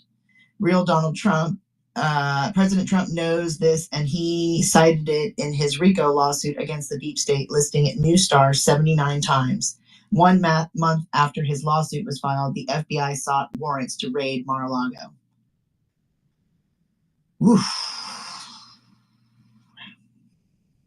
Since 2012, I have researched and collected data via open source and whistleblower testimony, and everything has been preserved and secured for the eventual prosecution of every one of these sick bastards. So secure that if they mess with me, kill me, etc., nothing will stop this from being made public. I have submitted sworn affidavits to the federal court system, and I am ready, willing, and able to testify to the following. I have knowledge of and indisputable evidence that Obama, Clinton, etc., have been funding and supplying Al-Qaeda and ISIS, and based on everything I am learning from Sarah Adams and Sean Ryan's team, they are getting ready to kill many Americans in the biggest terrorist attack in world history. If Senator Kennedy wants transparency on the New Orleans terrorist attack investigation, then he needs to have the FBI removed from the investigation. They have been a part of the cover-up of supplying, funding ISIS since Benghazi. Transparency needs to begin with the simple question: where did 400 tons of man-pads go after Benghazi? The answer to that question will unravel everything and help Kennedy discover how Obama was involved in facilitating an attack upon his jurisdiction, one of many to come around the country in 2025. Whew. Round them up. Right? That's the next post. Starts with arrest Brennan now. Arrest Clinton now. Arrest Comey now. Shut down Fort Washington, Maryland now. But for starters, arrest all their minions like Jake Sullivan, Samantha Powers, Blinken, etc., and roll them for cooperative testimony. The head of the snake is the global war on terror in the global war on terror is Obama and his minions. Even the members of ISIS and Al-Qaeda will be pissed when they realize how compromised their communications are through Fort Washington, Maryland. If anyone wants to know which building the servers are housed in, please let me know. I have it all. And then there's a picture of, I guess this is Fort Washington in Maryland. You know where that is, Cheryl?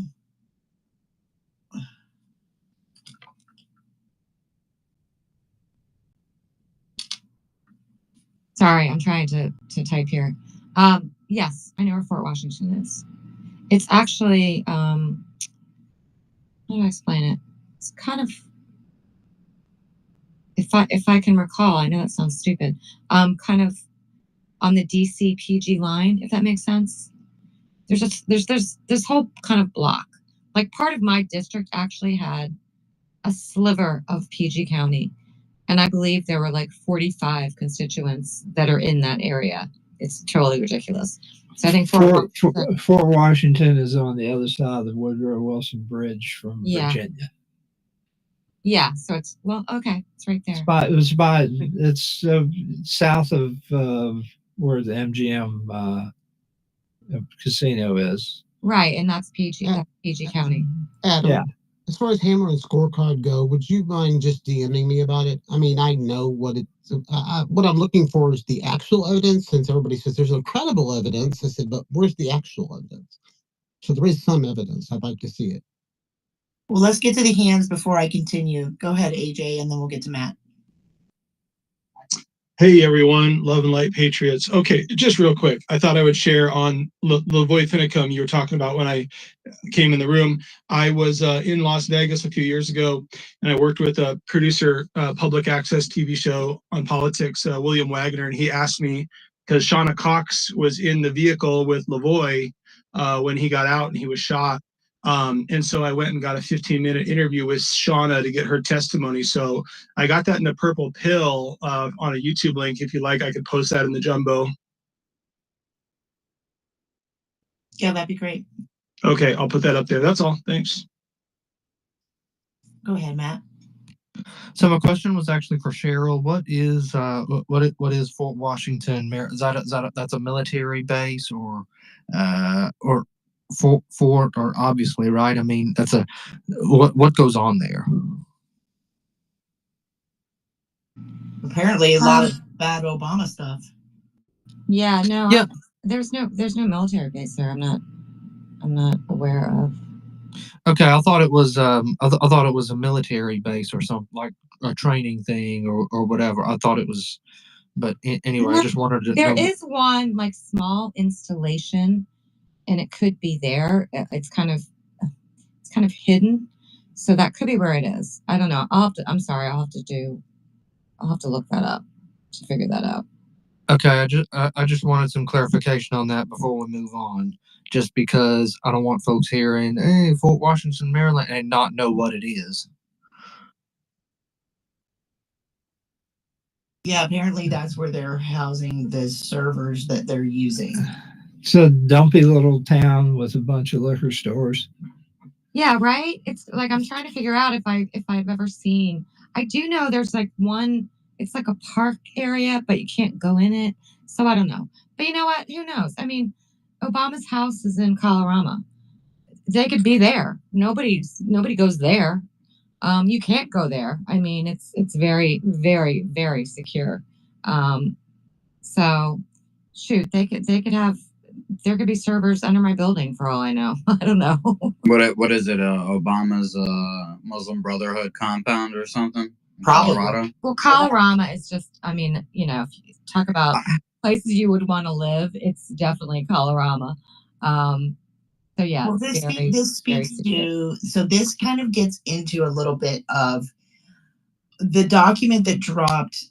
I want to say it was maybe a couple of weeks after after July 13th, and it was a 40-page report on the Muslim Iranian Brotherhood or something like that, and how they've been slowly building their presence in the United States since the 80s. Hey, Kim, hold on just a second. I'll take that back. There is a little small place over there that NSA has. It's Interagency Training Center.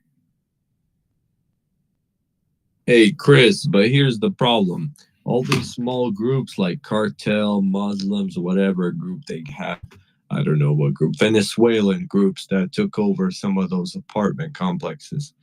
This is not such a big problem compared to, for example, what we have, the drones, where they're simply not telling us nothing about the drones at all. This is a problem. They're not even telling us if it's military or nothing. Right, but so that this sort of gets to that too, right? Because if there is a coordinated attack that is being run as we speak, like they've got all the players in place, which we know for a fact that there are lots of ISIS. We know there are lots of Al Qaeda here. We Cartel know members to cartel people. Right. And we know that there was some shady business going on with the whole Benghazi and the Fast and the Furious, and then that our government was actually running or supplying guns to, our enemies. And it just, there's so much that went on in that. And it all is kind of, this is what Pete is laying out. Okay. And, he's being ignored. He was put away because they wanted to quiet him. And there's a picture in the thread of this Fort Washington. Kim, the reason why I brought up the drone thing is because I have to let everybody know that one drone that flies into any of your local power stations, and boom, you guys don't have internet. I mean, you probably have internet because the cell towers, but you don't have power to charge your phone. So therefore, you won't have any access to probably local news or except power banks or gas generators that you guys might have. It really, and it's a really damage to the situation. Why? Because, for example, in a wartime, your critical infrastructure gets wiped out. You don't know who's the enemy. Now you're off to defend for yourself because the enemy can be anybody. It can even be your neighbor. So because nobody knows the news, nobody watches the news. And to repair an electric transformer, you can't buy them. You have to make a whole new one. And to make a whole new one, it's at least 6 months. At least 6 months. Yeah, electric power transformer. This is why they're really expensive. They cost millions of dollars. And America is already trying to stack up on electric transformers, but they've been donating a lot of them to Ukraine. Well, I will tell you this, and I do tend to lean towards this, but our good friend Dustin Stockton says that there's no way they're going to cut our power because then they can't track us. Oh, they can cut your power. Like, for example, I'm a certified drone operator. Example, if there's a war between Russia and America and I decide to side with Russia, what do? I strap off an explosive which I can easily create publicly, black powder you can easily buy from any online store and get it shipped to California easily. You can even make an explosive out of fireworks. And believe me, I'm Russian. I can think of a few things to make us boom so hard that one drone that flies into that power station, they're not going to repair it anymore. So I don't know what you're thinking, but hey, if you think electricity can't be wiped out, take a look at Ukraine. Take a look at Ukraine. Yeah, this is a new world. This is a new world, guys. I'm not sure what I believe about Ukraine yet. No, I will. If there's a war between Russia and America, what do you think? Just because I have an American passport, I'm gonna wave your flag around or something, or what?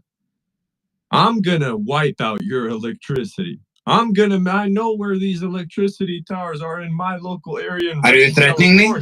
Wait, wipe them out myself, guys. Okay. That's a guarantee. So I don't know what you're thinking in your head, but I can gather a whole bunch of Russians and we're going to start wiping out things left and right. Okay, stop. That's what you Please, think? please Nothing stop. can be.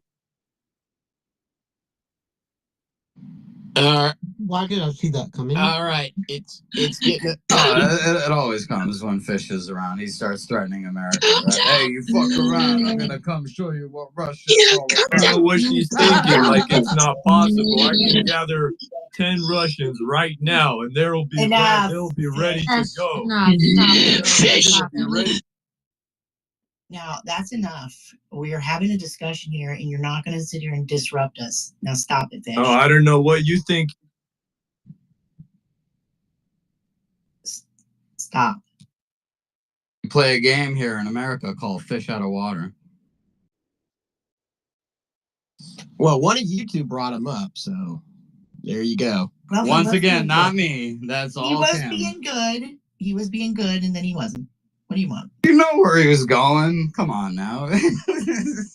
Does he know what Magna Republica means? Do you think maybe I should report him to the, powers that be? For threatening America?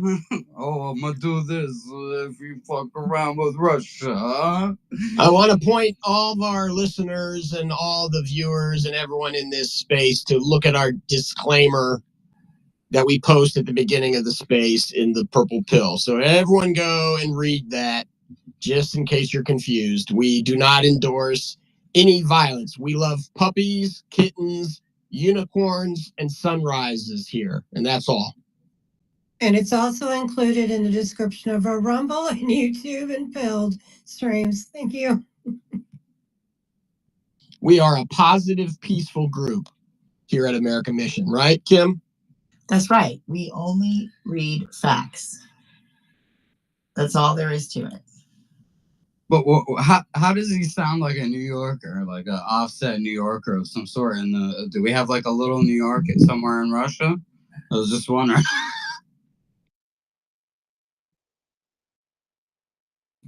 I just sent a little note to him and copied it to the FBI, CIA, and NSA. So let's wonderful. All right, so let's get back to it. So for those who have questions about whether or not the U.S. government has this evidence in their possession, please see the attached transcript confirming. And there's a transcript. It says for the defendants, James Gilligan, Timothy Johnson, Caroline Anderson, U.S. Department of Justice, Civil Division, Federal Programs Branch. And it says, Mr. Gilligan, with respect to the hard drives that are also the subject of redacted, there is no evidence that the hard drives that he provided to the FBI several years ago are in danger of destruction. And in fact, I can tell you, Your Honor, that the hard drives are now in the possession of the Intelligence Community's Office of the Inspector General, a very secure location. So there is no risk here that those hard drives or any of their content are going to be destroyed anytime soon. All right. I also copied a reply from someone that was replying back to Peter. The account was Sam Gattola, and he says this back to Peter. He says, "Be very careful. John McAfee had terabytes of data on the Clinton-Obama corruption, I guess regarding human trafficking, from hacking government computers with his antivirus software. I worked security for him. He, like you, had a, quote, dead man switch to go public if they messed with or killed him. IRS got his number 2 guy and number 3 to catch and kill the dead man switch. Then he was, quote, suicided after his extradition order from the Barcelona jail. The authorities to this day have not released his body to Janice McAfee."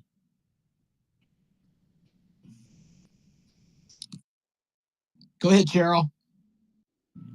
Hey, I just wanted to clarify. I couldn't see who was speaking about Fort Washington or wanted to know about it, but it was an active military installation from, get this, 1809 to 1946, and it defended the Potomac River approach to Washington, D.C. during the War of 1812 and the Civil War. It was decommissioned in 1946, and it is in Prince George's County, Maryland.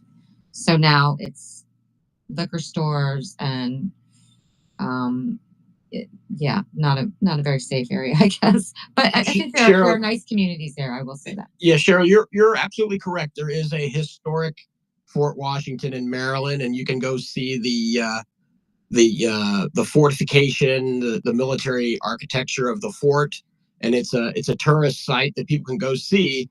But there's also another place in Maryland called Fort Washington, Maryland, that has a connection to DOD, and I'll just leave it at that. Meaning it's a completely different place. Yeah. I was going to say that there, there's one on Rockville Pike, which turns into Wisconsin Avenue, which takes you through Bethesda straight into DC. There, excuse me, there's a division of, I believe, the DOD there, like right on the Pike. I mean, there are big rocks in front of it. It is just very bizarre to have this high secure building, like right in a very, like one of the busiest trafficked roads in America, basically. So yeah, now I'm going to go find it. I'm going to go to Fort Washington. Who wants to go with me? Chris? Maybe when taxes are over. And maybe what I saw was the tourist attraction, but it was closed. So I believe that many things that were closed during COVID, national parks or coveted, national areas of interest, have not opened. That's also kind of suspect. Yeah, what the commander is referring to is the Office of Special Technology. Oh, okay. Sorry. Sorry, Commander. I just wasted 10 minutes of your life. Sorry about that. No. It's funny. You go and you do like an internet search. I even used Grok just to check. And Grok, it's funny because it's a sensitive military site, gives you a bullshit answer. It completely, even though there's a photograph, and if you read Snowden, you can get a lot of this stuff is open source, but I don't want to talk about it because even though Snowden wrote a book and there's a lot of, top secret information that's been spilled to the public, a lot of people still don't know about a lot of these facilities. So, a lot of people don't even know what Camp Perry is. I put it in the purple pill, and I also sent it to Matt in his DM. So he's got.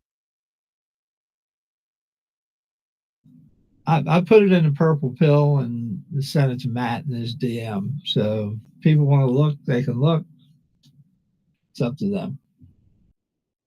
Go ahead, Bree. Oh, and then I see Matt's hand too. Matt, I won't forget you. Hey, Commander, I do have that clip from Sean Ryan and the CIA targeter discusses next enemy attacks on American soil clip pulled up. So if you want to play that, let me know. Roger that. Thanks. Yeah, might be a little bit. We're trying to stay positive here, but yeah. I just had a quick question. So Pete Santelli is saying that he has information that he has not released yet. Is that right?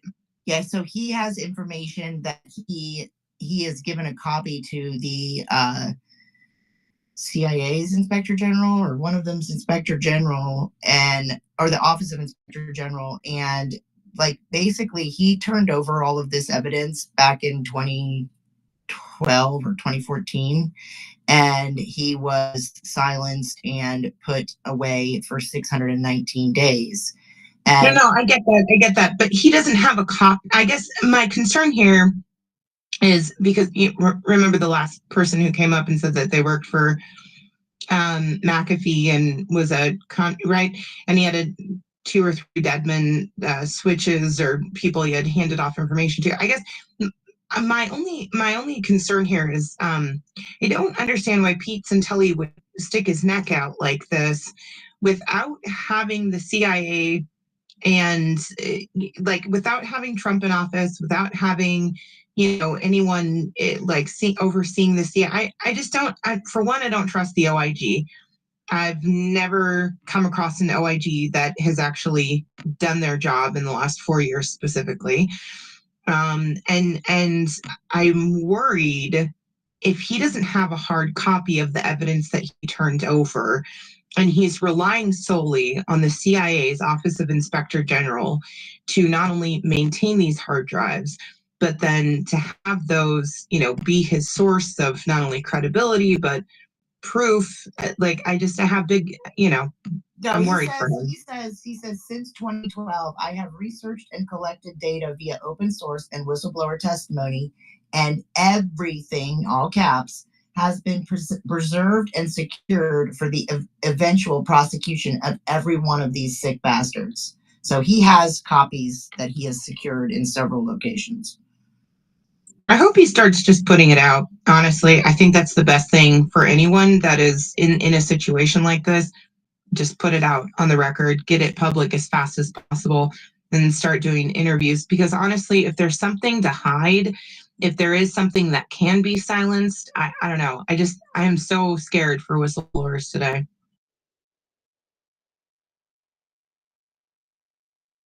So then somebody put out there, sir, if you want further evidence against Obama, then I present to you the investigation of MH370. Are you aware of what this SBIR's or WHAMMY system? Do you have friends that know this system personally? If so, then please have them watch this ASAP. I ask this as 2 ex-Navy SEALs met their suicide death after guarding and handing over the MH370 cargo for its final journey. Then we have Lieutenant Commander Edward C. Lynn, that has been deduced to be the leaker of the videos. If you wish to learn more, then please watch Redacted, as Clayton has interviewed Ashton twice now. So that's about Ashton. But yeah, so there's all kinds of stuff that's getting tied in. And again, with that Sean Ryan space last night, I just, and I saw when he put this out on Thursday, it was like the first thing I read, and I was just like, this is crazy. Completely plausible. Go ahead, Matt. I was just going to say this whole operation that we've been discussing this whole time, is it just me, or is it any of this sound similar to what was done during COVID? Not to mention you got to wonder, are they doing the same thing now with bird flu? Just thought I'd throw that in there because we're seeing patterns repeat themselves all over again, and frankly, they're pretty sloppy at this point. Well, it's definitely their playbook. And more people are recognizing it thanks to people, like you guys, Colonel Towner Watkins, others. And but what do we do about it? Because if Sarah Adams is right, and we've got not only suicide bombers, but we've got these guys that will fight until either they're dead or everyone else is dead. I don't think Americans are ready for that type of attack. I pray you're right, but I've also heard it said like, "Oh, Sean Ryan, CIA," because once CIA, always CIA. But so I really don't know. I'm really not trying to take a side here. I'm just here to like ask, at least what I hope are probing questions at this point, like question everything. That's the fun part. But positively. Question everything positively. It's always a good policy. And by positive, exclamation points are considered to be positive. I wonder if you just can throw a not in front of like a positive word and then, get boosted for positivity, even though you have a not in there.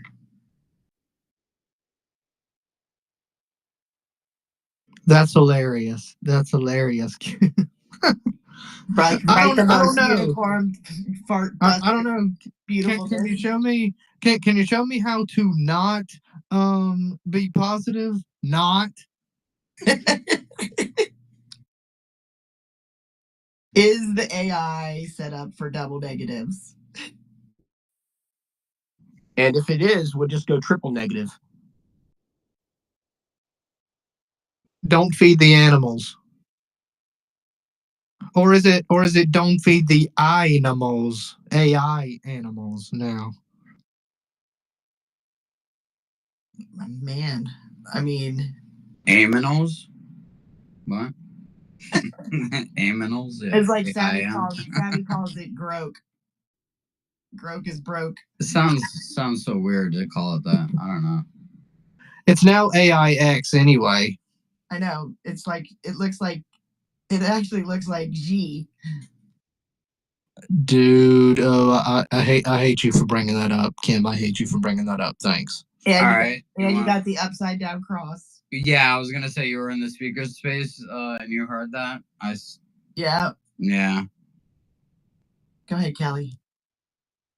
I've been messaged by Michael Hawkins that there was breaking news. Dana White is joining the board of directors at Meta. What? What? What? Are we gonna set up that fighting match between Musk and what's his name? Mark Zuckerberg. You just call him Tuckerberg? It's a Zuckerberg. Cuckoo bird. Cuckoo bird, yeah. What's the betting thing? The poly chart? We can bet on Elon or Zuck. That would be so fun. Well, Meta Boy wants to be back into the club. He was ostracized, and he's seeing how much fun Musk is having, that he wants to get into the club. They all want to be in the cool kids club now, because it's so funny to watch the conservatives become the cool kids and the rebels and the whole 9 yards, and meanwhile the Democrats became the prudes and the fascists. Yeah, exactly.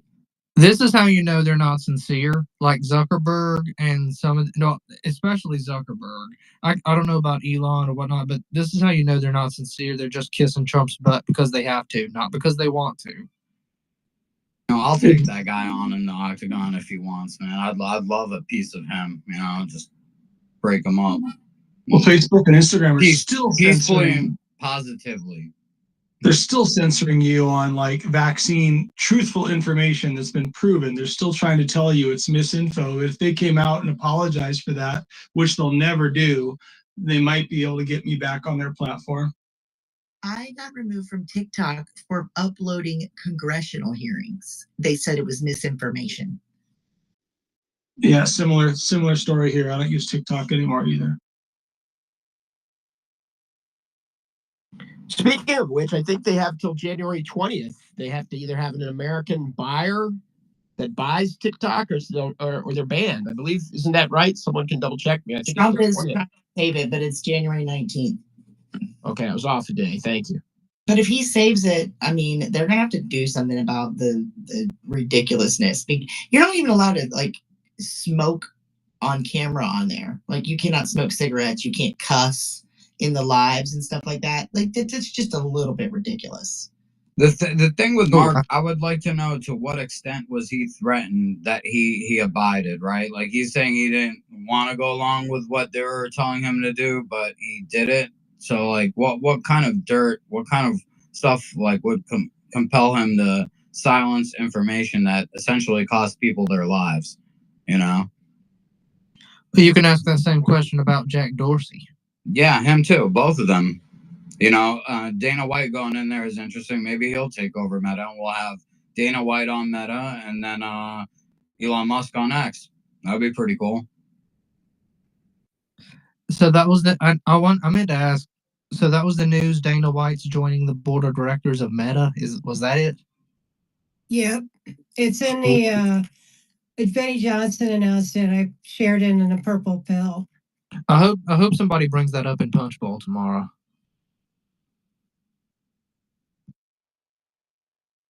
Dana White, punch bowl. I see what you did there. Punching, fight. Never mind. Yeah, that was pretty good. No pun intended. Hey, can I go now? No punch intended? Yeah, go ahead, Mom. Okay, so my instincts, coupled with my contacts inside the military-industrial complex, tells me two or three things here. One, the Obama issue with that fort that you mentioned earlier. They're operating in plain sight. That's that operation. Very low key, not much visibility, but fully operational. It would make sense, right, for them to run the January 6th stuff out of there too. Yeah, that too. But another thing, the whistleblower that you've been mentioning, I think they have that under wraps, and that's been handed off to the Trump organization because it doesn't make any sense for a whistleblower to whistleblow right now, not until after the 20th. So I think, and my instincts tell me, that the whistleblower will not be heard from until Trump actualizes the office. Now, as far as TikTok goes, maybe you got dinged for posting congressional hearings because not for the Republican testimony, but because of the Democrat obstructionism. The obstructionism is in itself misinformation. So that could be why you got dinged for that. I yield. It was Thomas Massey. Speaking of Thomases, I see Thomas Murphy. I've sent an invite to speak. If he wants to come up, love to have him up here in the panel. But just wanted to put that out there. No pressure. All right, go ahead, Sapphire. Good morning, Commander. Good morning, Kim. Good morning, Adam. All of you here. I am celebrating, even if I gave up even social drinking, to be a better mother, a better daughter, and a better friend. But the thing is, I will celebrate tonight with my father watching the Reagan movie that I've been told is wonderful. It's the love story of Nancy Reagan and Reagan. So I'm going to celebrate with that because Reagan is laughing and smiling in heaven for President Trump and all of us because, you know, he said we're only one generation away, guys, from communism. Anyways, we were saved this time. Let's make sure we continue that way by working our local offices, working all of the places we need to make it happen. Let's make 25 a red wave. Let's make 26 a red wave. And I don't mean with rhinos. I mean, let the rhinos go out in the blue wave because that's what they are. They might as well put a D over their name. Anyways, I'm bringing fire because I'm very happy. Kevin O'Leary has announced on Fox that he is making waves to buy TikTok for the U.S. so that it will not be banned on the day that Joe Biden wants to ban it.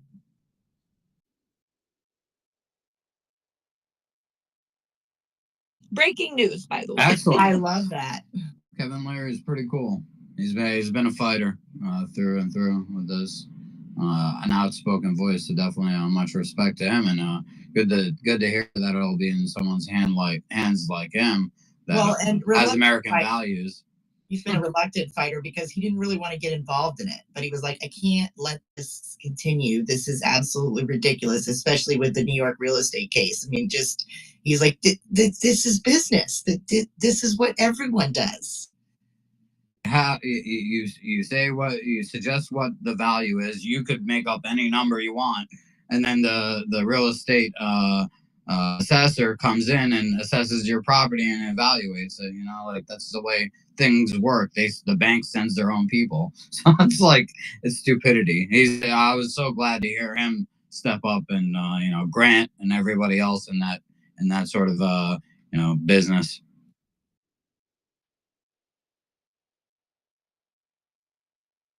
I just want to take the opportunity because Sapphire made me think about it when she mentioned Reagan.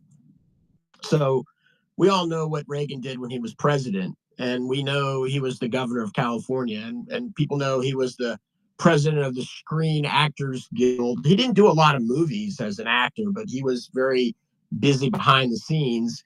And in that time in his life, he was a dyed-in-the-wool leftist Democrat, and it was only after he was forced to do these radio commercials, and I remember the big corporation at the time that paid him to do it. He started to actually have to do research, and when he started doing research to do these like 20-minute voiceover information spaces, kind of like what Hillsdale College does now. He started learning about things, and that's how he switched sides, so to speak. So there's hope for everyone. Isn't it interesting that, between the two leaders, they have a lot of similarities. When do you think Trump decided not to be a Democrat anymore? That's a great question. I wish someone would ask it. Has anyone ever asked him that in an interview? Because I'll be honest, way back in like 2015, when he first announced, there was a lot of opposition research that came out about him, and I remember memes, like a guy and his girlfriend sitting on a couch, and then there's another girl on the other side, and he's got his arm behind the couch. He's holding hands with the girl that's not his girlfriend, kind of thing, and all these things that were basically saying, "Don't trust Trump. He's not a Republican." Do you even remember the National Review, which was like the premier conservative magazine? Had a whole issue devoted to slamming Trump. So, and then not many years later, National Review lost a lot of their subscription base, and they're not the formidable magazine that they once were. Sounds like the dog wanted to give some input there as well. Yeah, that's Bear. He's hanging out with me here. Oh, hi, Bear. Well, I don't see any other hands. Do you guys see any other hands? So I'd be curious, Mr. Philby, what is your take on what Pete put out?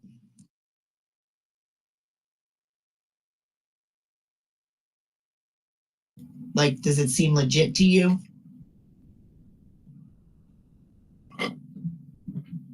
Well, I mean, I don't have any way to dispute it.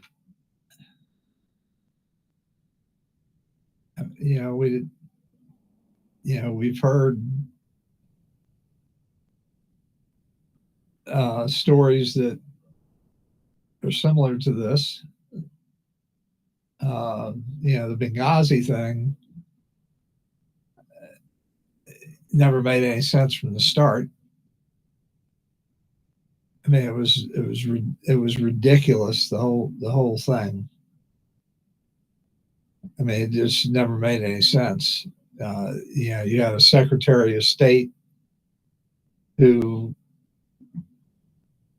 you have an embassy in Libya who requests additional personnel for security, and not only is that request denied, they withdraw security personnel, and then you have ambassador who by all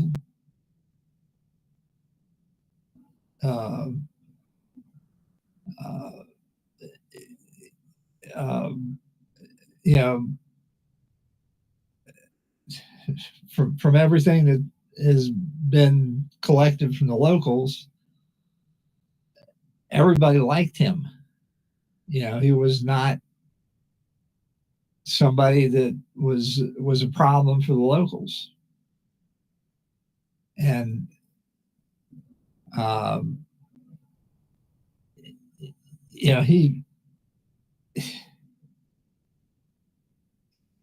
him going to this consulate on a coastal city, which is basically, it's a port, but it's not a huge port. It's kind of like in the middle of nowhere. What do you think that they're running through there?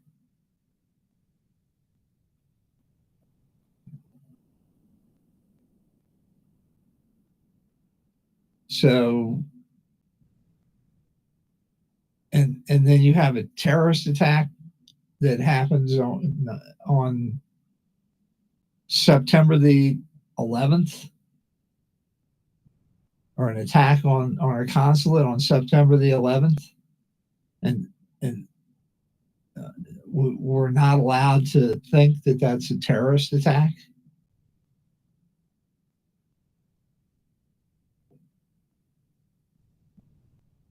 So this is on the anniversary of September the 11th, 2001. And this is in a Middle Eastern country. And they take out our consulate in Libya, which at that time was a relatively friendly country. We weren't having any problems with Libya.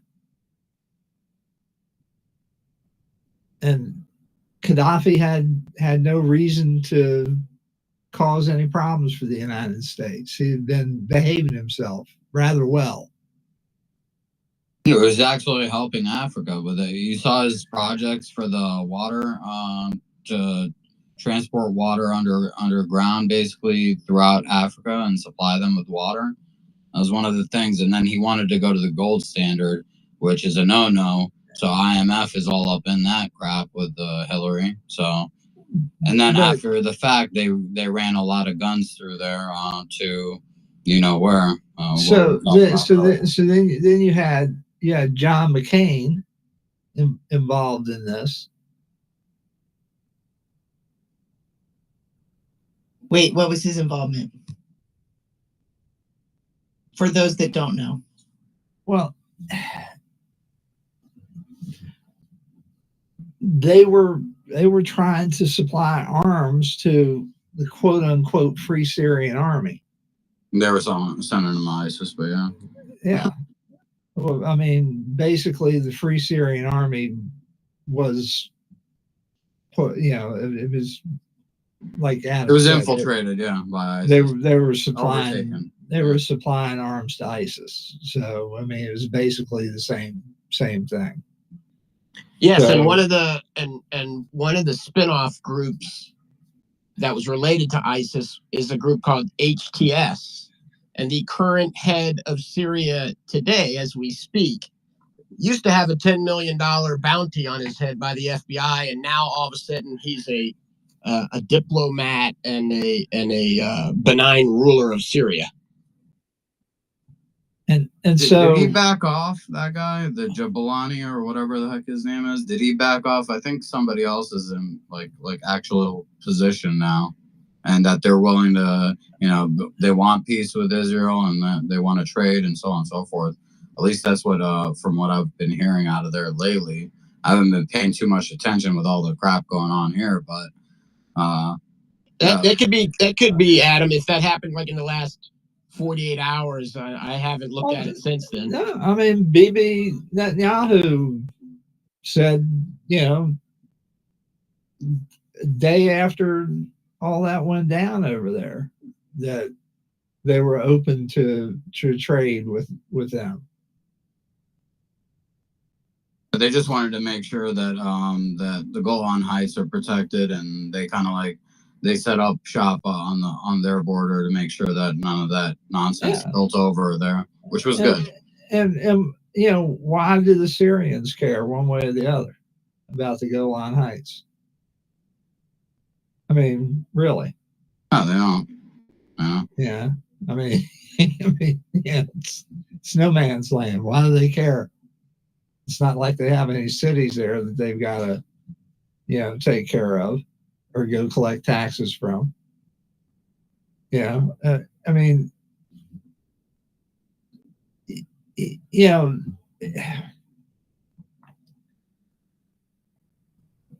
and so Gaddafi was basically the last cog to fall. It's except for Syria, which just went down. You got one more left, Iran, of the 7. Well, yeah, but that guy spoke of. When Obama set the Middle East on fire, Gaddafi was the last cog to fall. He took out Tunisia, he took out Egypt. He would just want He tried with Egypt, but the people got rid of the Muslim Brotherhood, and the military stepped in. And but they had an election there, Adam. Exactly. And the people didn't want that Muslim Brotherhood guy, so they got rid of them. Well, they voted for Obama's plan failed. In other words, they voted the Muslim Brotherhood in, and they voted for this. They voted the Muslim Brotherhood president. No, they didn't. They were. That's not who's in there now. They got rid of that guy.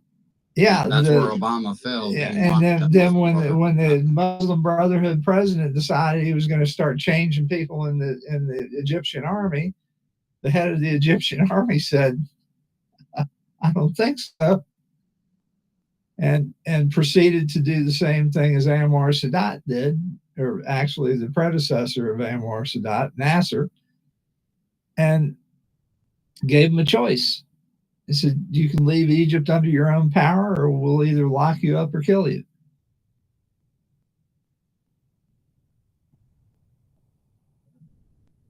And so that was the end of the Muslim Brotherhood. But in the meantime, they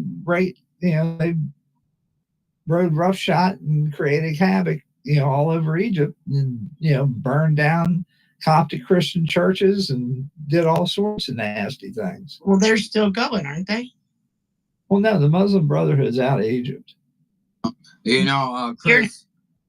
Oh, go ahead, Kim. I was just gonna say it's here now. It was like we got all the good ones, Well, yeah. Chris, I wanted to bring up with Bosnia and that situation with Serbia back in the 90s. Ali Izetbegovic was the leader in Bosnia at the time, and the Muslim Brotherhood tried to come to him and be like, "Oh, we'll help you out." He turned them away. He said, "Get the hell out of here. We don't want your help." So that's another one that like they tried to like move in on with the Muslim Brotherhood. Nobody wants the Muslim Brotherhood. Yeah, exactly. You look at the Jordanians don't want them. The Saudis don't want them. Nobody wants them.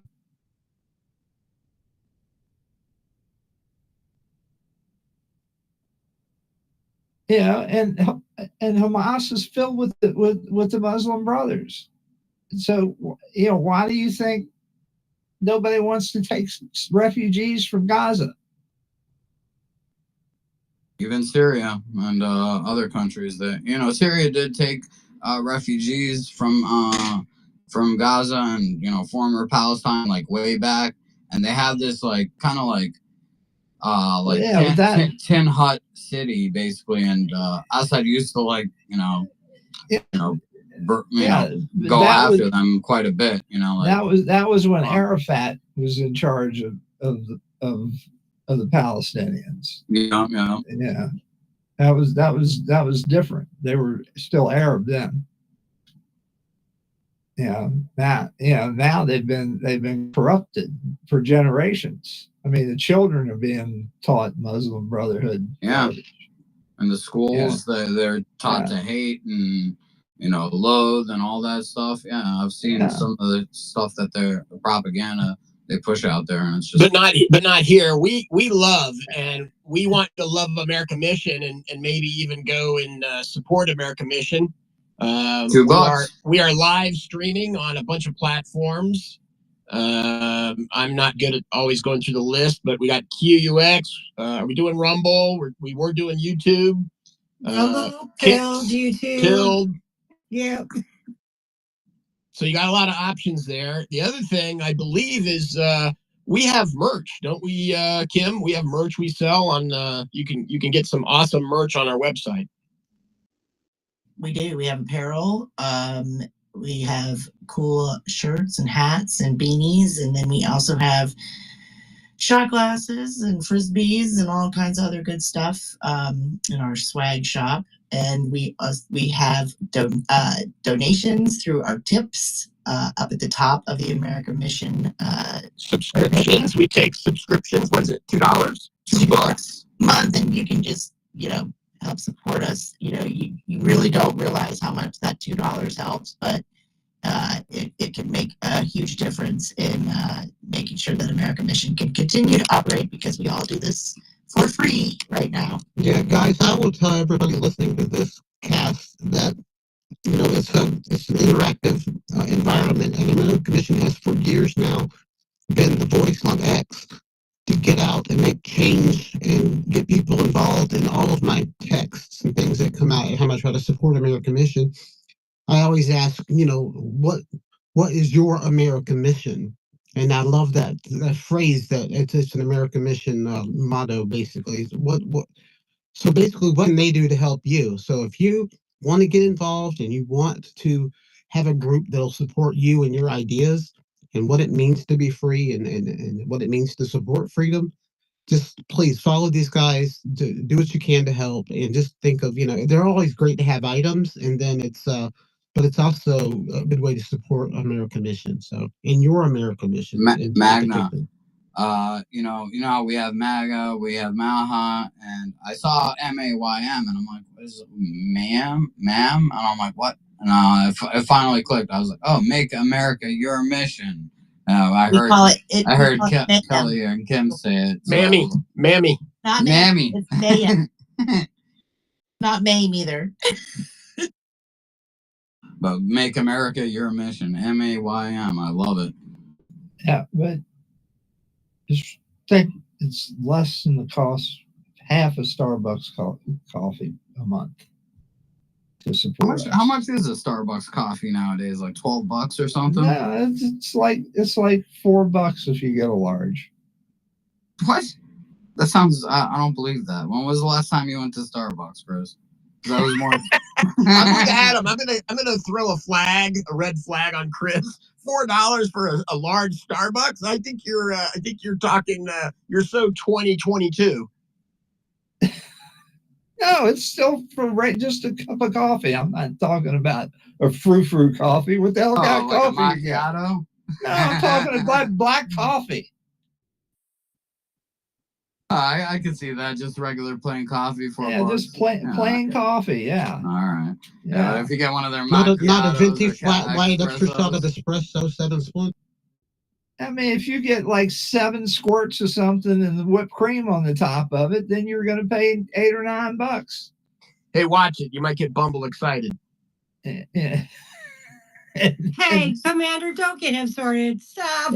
Yeah, and then Don't dogma frou-frou coffee, man. Don't dogma frou-frou coffee. Yeah, and then by the time you got 2 cups of your expensive frou-frou coffee, then you can support us for a year.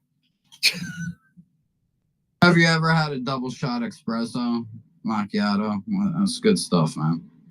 We had this guy. Stuff. We had a guy that was usher with us at church. He had Down syndrome, and Tell him to stay positive. It took me. Bad joke. It took me a long time to be able to cope with being able to put up with him, because he was a lot. Okay.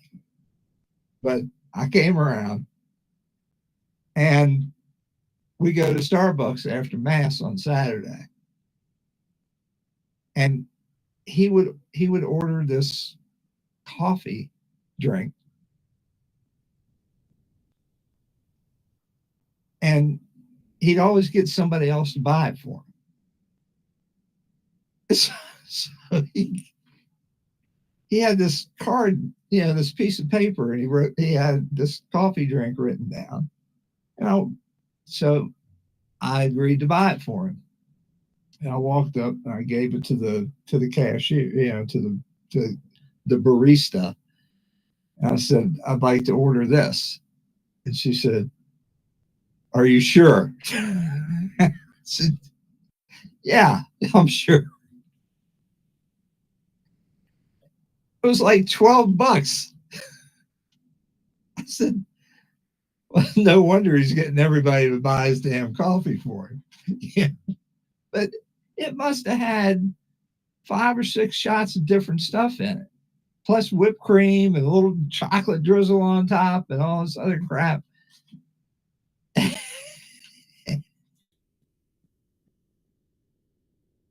So he lost his piece of paper, and we had to try to figure out what it was that he did. And one of the guys that was an usher with him worked for a print shop. So he had his cards printed up, and he had them laminated, and he gave one to everybody so that we could always get his coffee. He sounds brilliant. That's the kind of business savvy we need. Hey, sorry, Chris. Go ahead. Brilliance when you're the vice president of a corporation, and you go around the country and you take people out to dinner, and you ask for the check, and you count the number of people that are there minus yourself.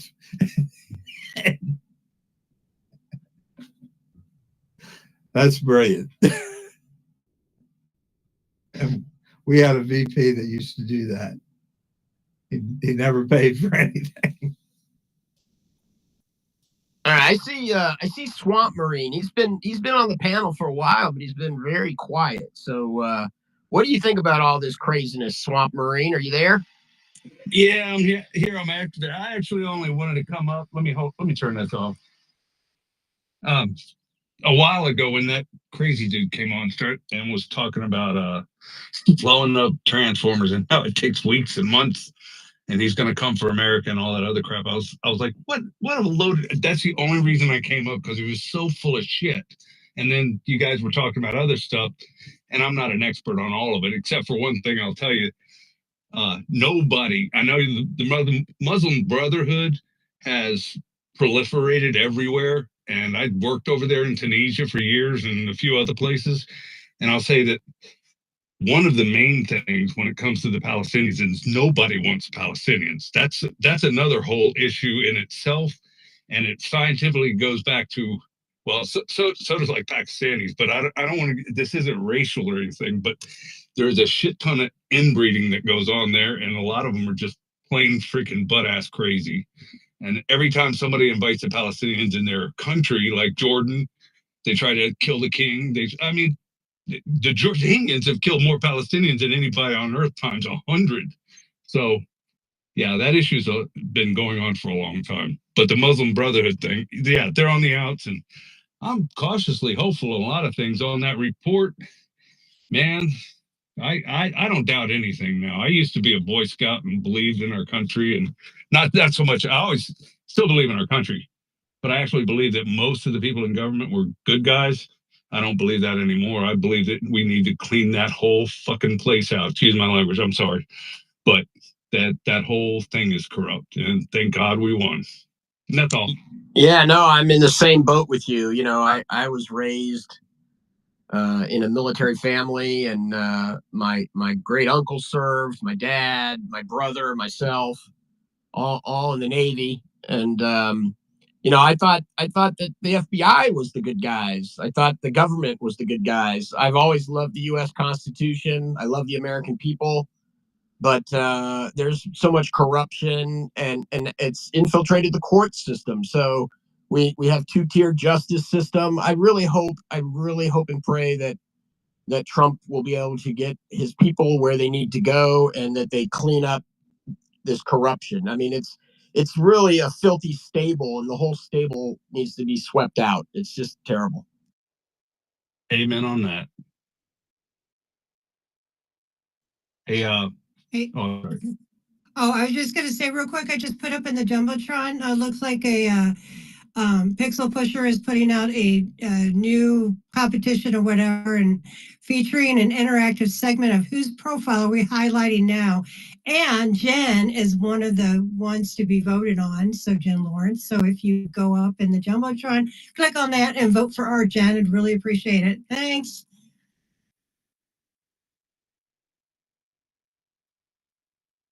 Jen is doing quite well so far in the poll. Woohoo! All right, I think we'll probably go another 15, 20 minutes, and then we'll shut down unless someone's got some breaking news.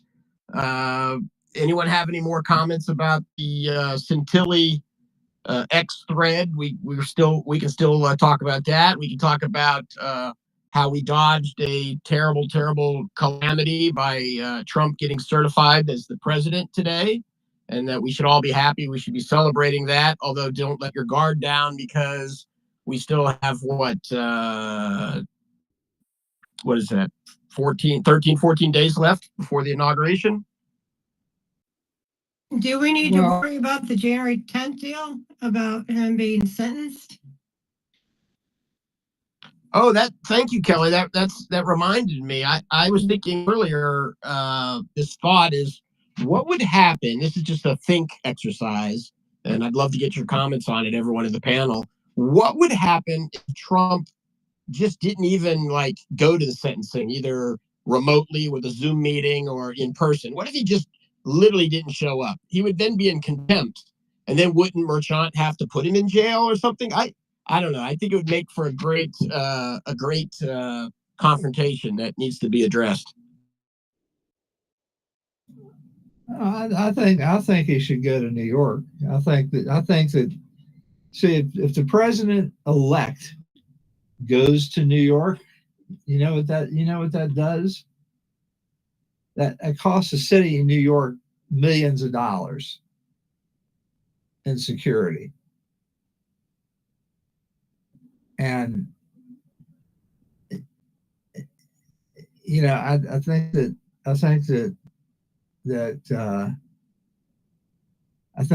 what Trump should do is that he should take a full page ad out in the New York Times and put the dollar figure of that next to a picture of Alvin Bragg, and let the citizens of New York know how much money of their tax dollars Alvin Bragg is spending on security for him to become to New York. And you know, since now he's the president-elect of the United States.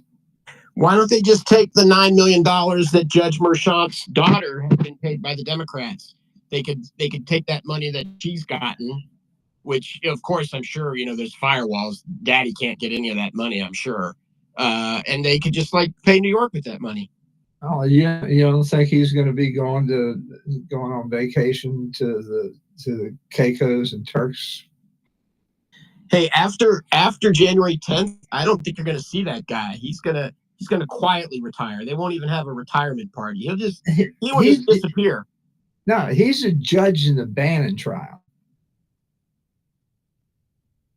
But he wasn't even. I saw someone posted. He wasn't even on the cycle. I don't know what you call it, like the group of judges that are in the pool. He wasn't even a part of that pool, and yet somehow he got like 3 of these Trump or Trump allies related cases. He's got 3 of them. He's an extra. I thought that they took him off the Bannon case. I don't know. I mean, he was on it, but I mean, you know, the odds of him getting both Trump cases or whatever, plus this case, plus Bannon's case, are so astronomical, it's ridiculous. But go ahead. Well, I didn't mean to cut you off. Actually, I wanted to completely agree with what you said. That's actually pretty freaking smart. Take a front page ad and actually put the money that she made with the Democrats and put the sums up there and say, this is costing you this, and add to that, it's costing you an extra what is it, $9 a day or whatever that toll tax is, that congestion tax they just put in today. Take a front page ad and show up in court. And hey, this is what you voted for, and put Bragg front and center. I love that. Yeah. Put and put whatever the other bitch in there too. Who's the attorney general up there? Letitia. Yeah. Letitia James. Put make her famous. Put both of them up there and say, you voted for this. No, just make them ride the subway for like 12 hours. They just have to go and ride around in the subway for 12 hours. That's even better. God, that's great. Strap them in. Yeah, strap them in. And nobody can save them either, no matter what. No good Samaritans. Yeah, send them out to Spanish Harlem or something. You know, whatever. But I mean, yeah, welcome to the purge. It just really pisses you off that you can take, you know, this guy Bragg, and you know, maybe this guy Bragg is just.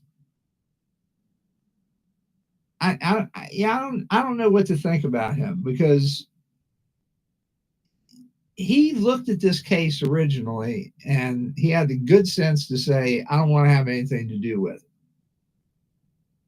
And then he got pressured by James to take it and to come up with this bastardized theory of prosecution. Well, I'm not good with names, but there was a DOJ, some high-ranking lawyer at DOJ who also put a lot of pressure on New York to do it. No, the number to work for him. The number 3 person in the criminal division of the Justice Department stepped down step down from their position, number 3 at justice, to come prosecute this case in Bragg's office. Yeah, that's how you know it's a RICO. All these DOJ and New York attorneys and all this whole cabal. Now, why would all you connected? It's a RICO. Man, someone should go after them for RICO. Why would you step down from number 3 at justice to go to a New York City case? Because someone above them ordered him to do it, and he's going to get paid back some other way. You know, I mean, that is just, it is so bogus. You've got a paper trail there, for God's sake. I actually think it's deeper than all. You're right, exactly. But I think these people are actually all part of it. So it's. And how can you say that the president doesn't know anything about that? How, after looking at 600 pages of Hunter's laptop, can you have a guy not in jail instead of eating ice cream on the beach for 60% of his administration for 4 years? How is that possible? Sorry, I was supposed to keep things positive, but now you're talking about all these corrupt you had Tony Bobulinski, you know, before the election, the 2020 election, do a presser in Las Vegas, and he had 2 hands full of electronic devices that he was turning over to the FBI with text messages, emails, pictures, all sorts of other things between him and Hunter Biden and their other associates and people that they were involved in that were China, and telephone calls with him and Joe Biden. And turn that over to the FBI. Now, he kept a copy, and he also announced that his family was in hiding with security, and not just any security that were former high level trained military people, because he was former military himself. Doesn't it feel like all the stuff that we know that has been confirmed, that this Pete Santilli, like to me, it's just like it makes it so plausible. But if you take out an entire SEAL team, if Obama orders the takeout of an entire SEAL team,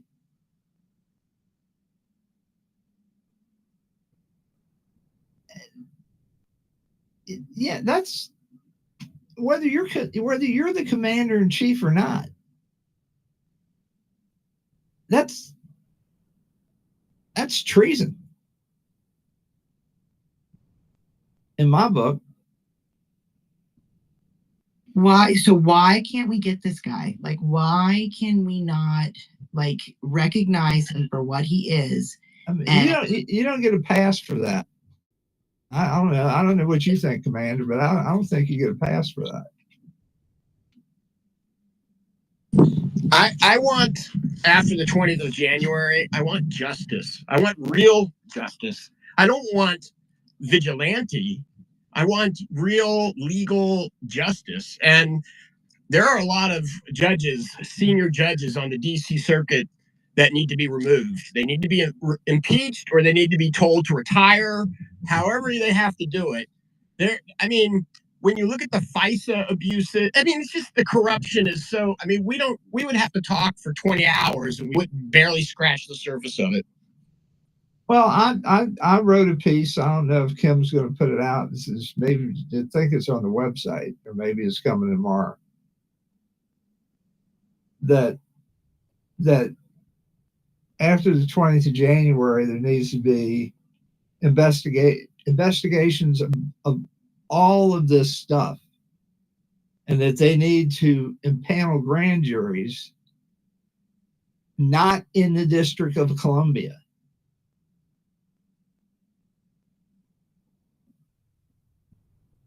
I agree. Nowhere near the District of Columbia.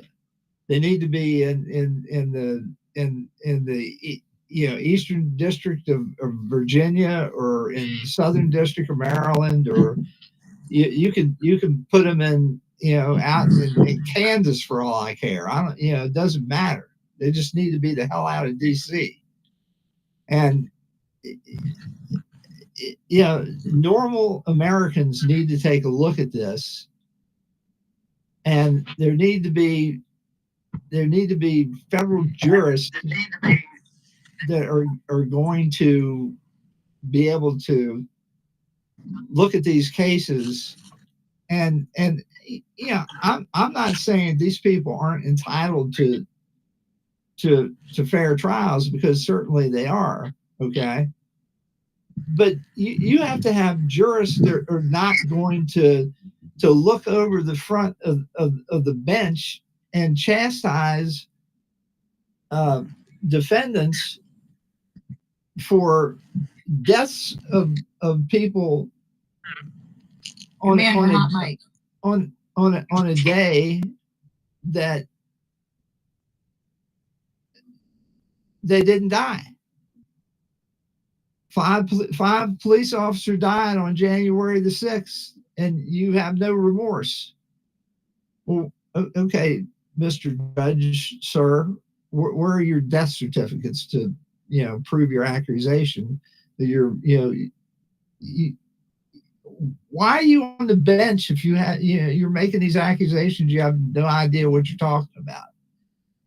And you have you've got a prosecutor that's going to be told to resign, or he will resign on his own, that withheld all this Brady material, or didn't bother to ask for it,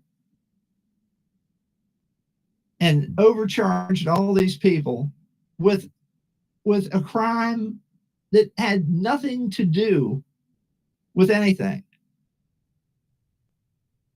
And then the judges just let that go. And it wasn't just one of the judges, it was all of the judges. And it gets to the Supreme Court, and it's not like it's not like it was a 6-3 decision. They all decided that it was bullshit.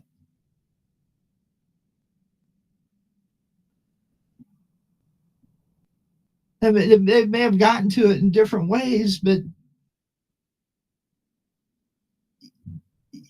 you can't charge somebody with basically what was a financial crime for trespassing, and force these people to take felony charges for trespassing. So basically give them the J6 treatment. Well, that's what we're talking about is J6. Because that's what they did to every one of the J6ers. They took down all the no trespassing signs, so they didn't know they were trespassing. Then next thing you know, boom, they're all rope-a-doped in and charged with trespassing. Well, we're talking about the corrupt DC bench, and we're talking about the prosecutor that was there. So Graves, yeah, he's out. He's now out. He needs to be prosecuted himself. I agree. Let's remember though, guys, and I meant to say this earlier. Treason never prospers. What's the reason? When treason prospers, none dare call it treason. Period.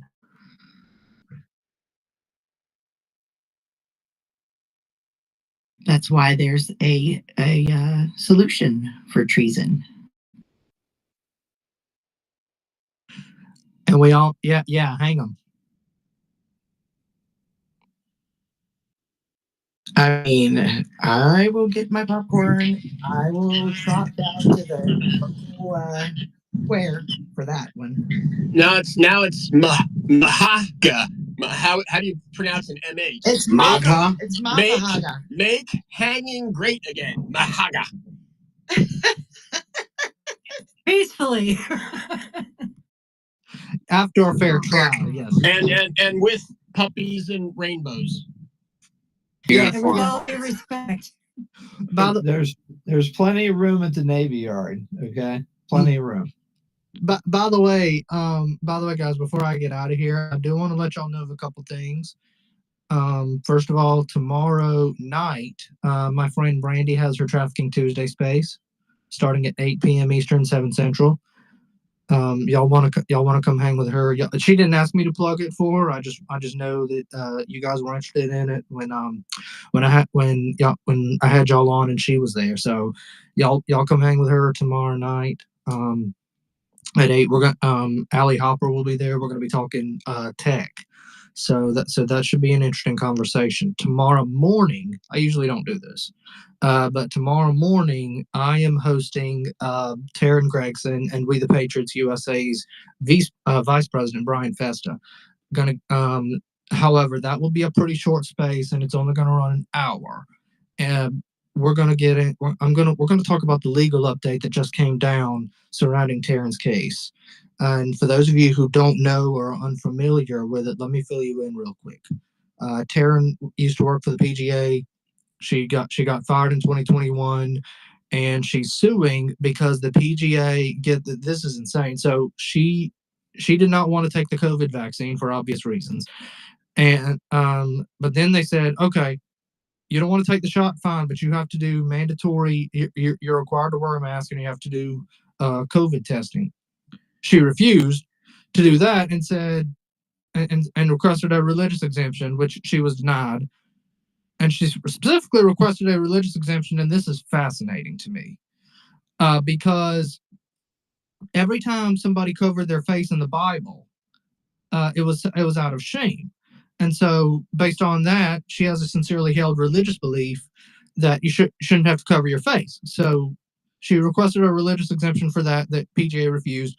But then she requested an exemption because she was pregnant at the time. The PGA refused.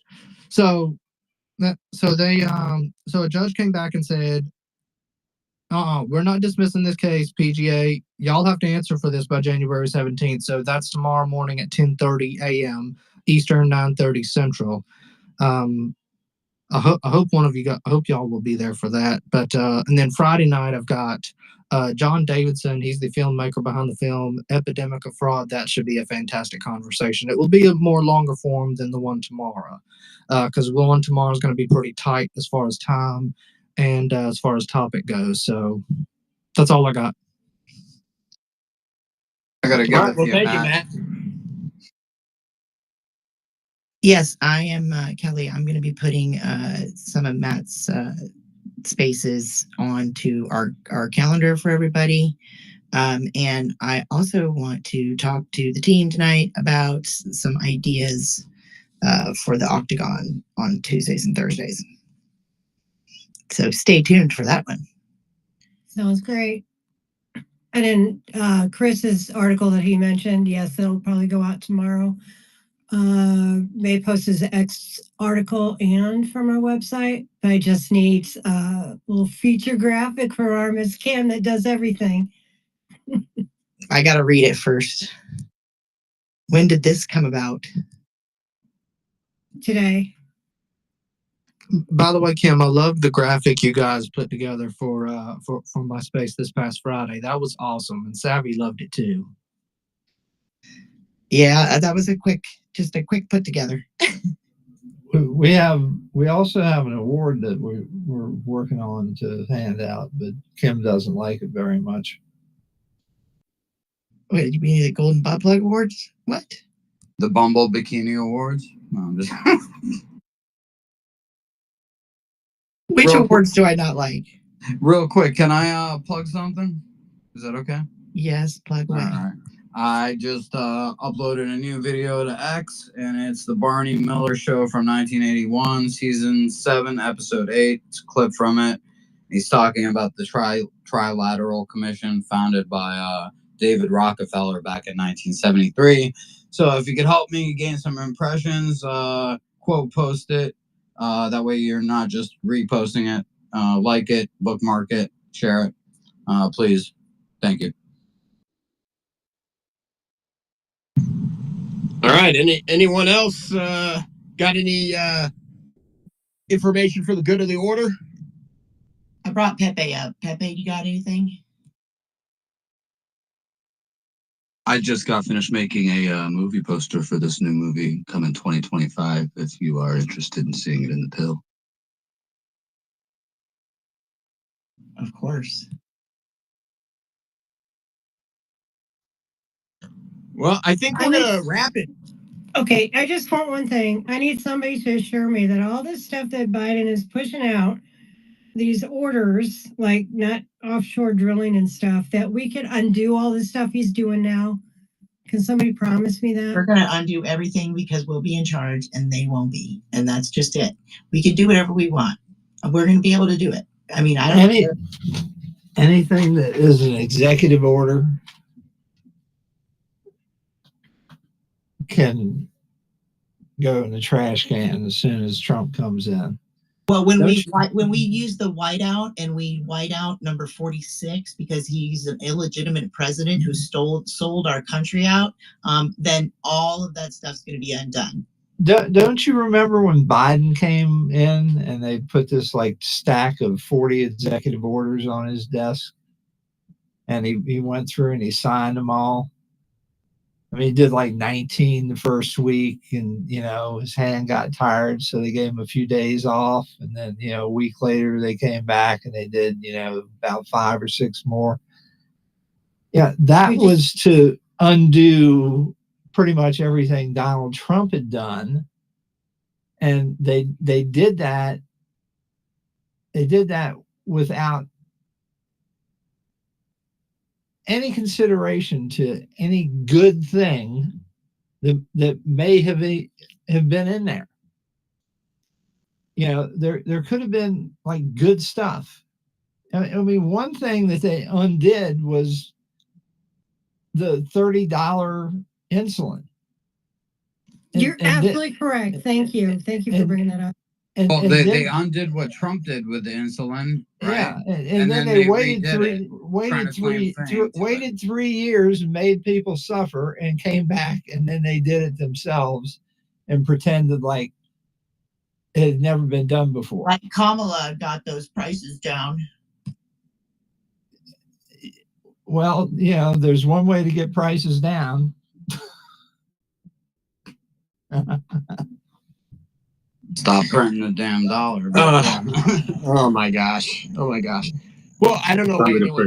I don't know why anyone is surprised by things that the Democrats do, but that's for another space, because we are going to wrap this one up. I want to thank Kim and Adam for being my co-hosts, the panelists. If you're not following everyone in this panel, please do so. Spread the word. I guess we're going to have an octagon tomorrow. I'm not sure what the topic will be. We'll figure that out tonight. Well, being here, make America your mission, and pay attention. Keep your eyes on the lookout. We're not there yet. We still have a few weeks to go, and even then, I know it's the quiet before the storm. But I want to thank everyone who came up and spoke. If you didn't come up to the panel and speak, please consider coming up next time. This is how we grow the community, and I'm just really thankful. And we are all very blessed in this country, and we want to keep it that way. So God bless America, and God bless President Trump. He's going to need some guidance, and we need to support him and continue to back him up. And with that, Kim, you want to say anything closing words, or Adam? Yeah. Kim first. Go for it. Thanks. Had a good time. Definitely keep your eyes peeled. Make sure that you turn on notifications for America Mission. Go out and subscribe. It's $2 and it's not a lot to you, but it's a ton to us. So please get out there and subscribe. And yeah, we're going to be changing things up a little bit. So be on the lookout. Head on a swivel, people. 100%. And definitely go visit AmericanMission.com and check out the website. It's really great, interactive, lots of articles to read through, and you know, merchandise to look through. See if you see something you like. Go ahead and you know, use Commander's discount code. What's your discount code, Commander? Do you have one? Commander. Okay, so just use Commander as a discount code, and you'll get 10% off. And also, I'll be at I uploaded that video that's pinned to the top, that Barney Miller show, and I'm going to be uploading another. I'm going to make a thread out of it. It's David Rockefeller, the CFR, the Bilderberg Group, and the Trilateral Commission in regards to the depopulation agenda. And then I've got a video that I'm going to be adding to that additionally, which is Hillary Clinton basically admitting that the CFR runs the USA. So these are going to be kind of cool little videos that I'm going to be putting out. So keep an eye out for those. Just a self plug. All right. Well, thanks again to everyone. Appreciate you being here on Monday for our Manic Mondays space. Pay attention, and we'll see you next Monday. Have a great evening, everyone. God bless America. Bye. Bye.